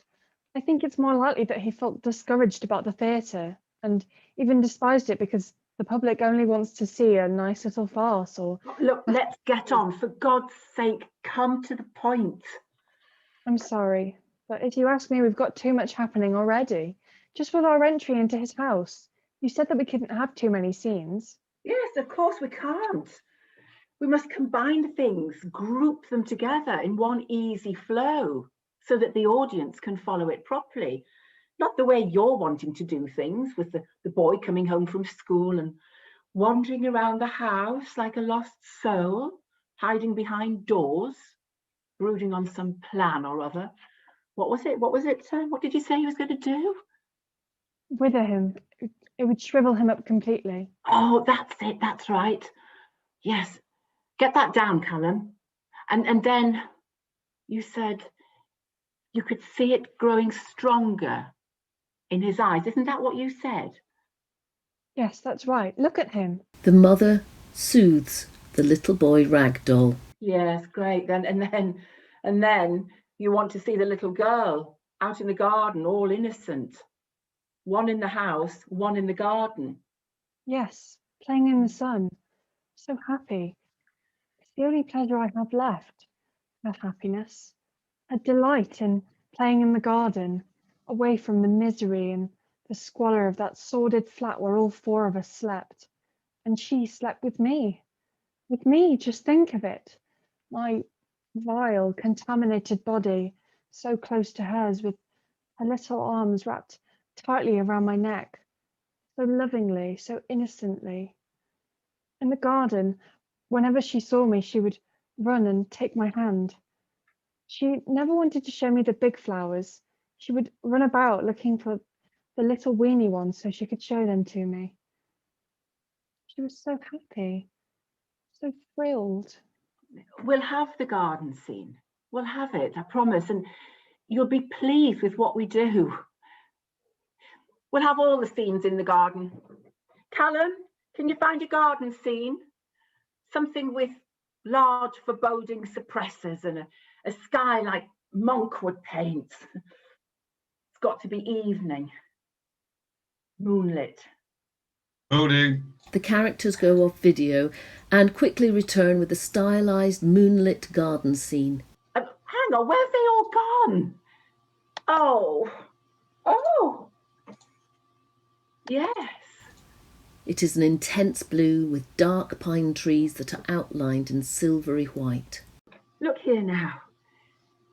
The little boy can come out into the garden and hide behind the trees instead of behind the doors. And you can do the scene with the little girl when she's showing you the flowers. Let's see what it'll look like. Come on. The son picks up the little boy and places him behind a fake Christmas tree. Let's have a look. Can you hide a bit more? That's it. Hide. And pop your head out and look round. Oh, that's good. Very good. It's no use hoping the boy will speak. Not as long as that moody creature's there. You'll have to get him out of the way first. With pleasure. I'll go now. Nothing will please me better. The son makes to go, throws down the tree and the little boy ragdoll and puts on his hat. Hey, no, you wait here. What? There's no reason why I should be here. And let me go, will you? Let me go. The son tries to move out of the frame, but he can't. He feels the edge of the screen, then punches it again and again, like a Marcel Marceau mime. What do you mean there's no reason for you to be here? Don't bother trying to stop him. He won't go. He can't go. You have to play this terrible scene in the garden with your mother. I'm not going to play anything. I've said that all along. Let me go, will you? It's all right. Let him go. Well, go on then. Off you go. He can't, you see. He can't. He's got to stay here. He must.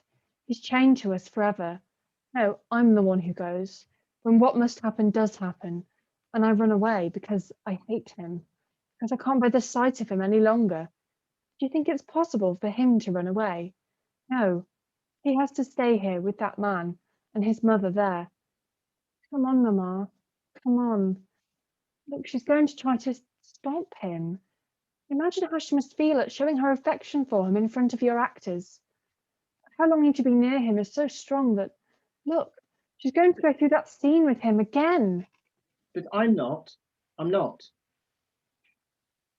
If I can't get away, then I suppose I shall have to stay here. The son takes off his hat and slumps down. But I repeat, I will not have any part in this. You must make him. Nobody's going to make me do anything. I'll make you. Wait, just a minute. Before that, the little girl has to go to the fountain. The stepdaughter plays with the little girl ragdoll. Poor little darling, those beautiful eyes, they look so bewildered. You're wondering where you are, aren't you? Well, we're on a stage, my darling. What's a stage? Well, it's a place where you pretend to be serious. They put on plays here, and we're going to put on a play. Seriously? Oh yes, even you. My little one, my little darling. What a terrible play it is for you. What terrible things have been planned for you. The garden, a fountain. Oh yes, it's only a pretend fountain. The stepdaughter pulls a model fountain into shot. It's made of cardboard with blue tissue paper shreds. That's right. That's part of the game, a pretty darling. Everything's pretend here. Perhaps you like a pretend fountain better than a real one. You can play here then. But it's only a game for the others, not for you, I'm afraid. Your game is in a real fountain, with real water, and lots of baby ducks paddling about, shattering their reflections. Want to stroke one? No, your mama isn't watching you. She's over there with that selfish bastard. I feel as if all the devils in hell would tear me apart inside. The son brings on the tree and puppets the little boy. And you, little boy, what are you doing over there, hanging about like a beggar? It'll be your fault too if that little girl drowns. always like this, as if I wasn't paying the price for getting all of you into this house. What have you got there? What are you hiding? Take your hand out. The son lifts the little boy's hand to reveal a revolver. Where on earth did you get that gun? You idiot! If I'd been you, instead of shooting myself, I'd have shot one of those two. Either or both. The father and the son. The stepdaughter takes the little girl and helps her to climb into the fountain, making her lie down. That's good. It's good, and at the same time, mother and son were... The son scornfully throws down the little boy. What do you mean at the same time? There wasn't anything at the same time. There wasn't any scene between her and me. Mother will tell you the same thing herself. She'll tell you what happened. Yes, it's true. I'd gone to his room. Room, do you hear? Not the garden. Can I just check? Are we going to be using real water? Are you still watching? Unseen Voices. Yes, making notes. Oh. The mother seems to be quite a complex role. Haven't you realised yet that you'll never be able to do this play? But there's nothing of us inside you. You actors are only looking at us from the outside. Do you think we could go on living with a mirror held up in front of us that doesn't only show our reflection forever, but froze us in its reflection forever, that laughed back at us with an expression we didn't recognize as our own? That's right. That's right. It's quite useless. I'm not prepared to do anything. Be quiet, will you? And let me listen to your mother. Well, you'd gone to his room, you said. Yes, to his room. I couldn't bear it any longer. I wanted to empty my heart to him, tell him about all the agony that was crushing me, but as soon as I came in, Nothing happened. I walked away. I wasn't going to get involved. I never have been involved. Do you understand? That's true, Mother, isn't it? But we must make up the scene between you then. It's vital. I'm ready to do it. If only I could talk to him for a moment, to pour out all my troubles too. Do this scene with your mother. Do it. I'm doing nothing. Pity's sake, do as I tell you. Do as I tell you. What's come over you? Can you not hear what she's saying? Have you no feelings for your mother? No, I haven't. I haven't, and let that be the end of it. Oh, please stop it. Please. Do the scene. Do the scene. What's come over you? Why are you so frantic? Do you want to parade our disgrace in front of everyone? Well, I'm having nothing to do with it. Nothing. I'm simply doing what our author wanted to as well. He never wanted to put us on the stage. Then why on earth did you come here? He wanted to. Father, I didn't. But you're here now, aren't you? Father was the one who wanted to come, dragged all of us here with him, and agreed with you in there about what to put in the play. And that meant not only what had happened, as if that wasn't bad enough, but what hadn't happened as well. All right then, you tell me what happened. Did you rush out of your room without saying anything? Yes, without saying anything. I didn't want to make a scene. What did you do then? Nothing. I went across the garden. Well, you crossed the garden. Why do you want me to talk about it? It's horrible. And the little girl? There, in the fountain. With the mother trailing after him. I dashed across. I was going to jump in and pull her out, but something else caught my eye. I saw something behind the tree that made my blood run cold. The little boy, he was standing there with a mad look in his eyes. He was standing there, looking into the fountain, looking at his little sister, floating there, drowned. I made a move towards him, but then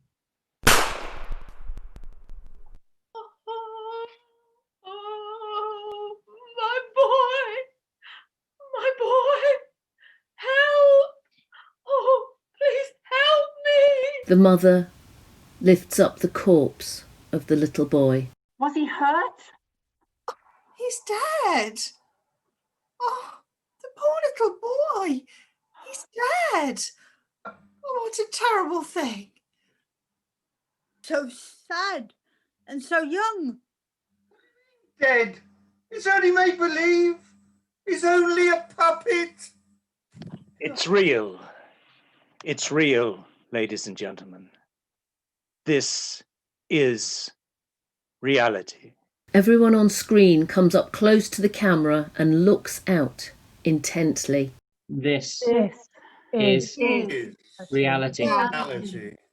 Everyone keeps staring at the camera until they go off video.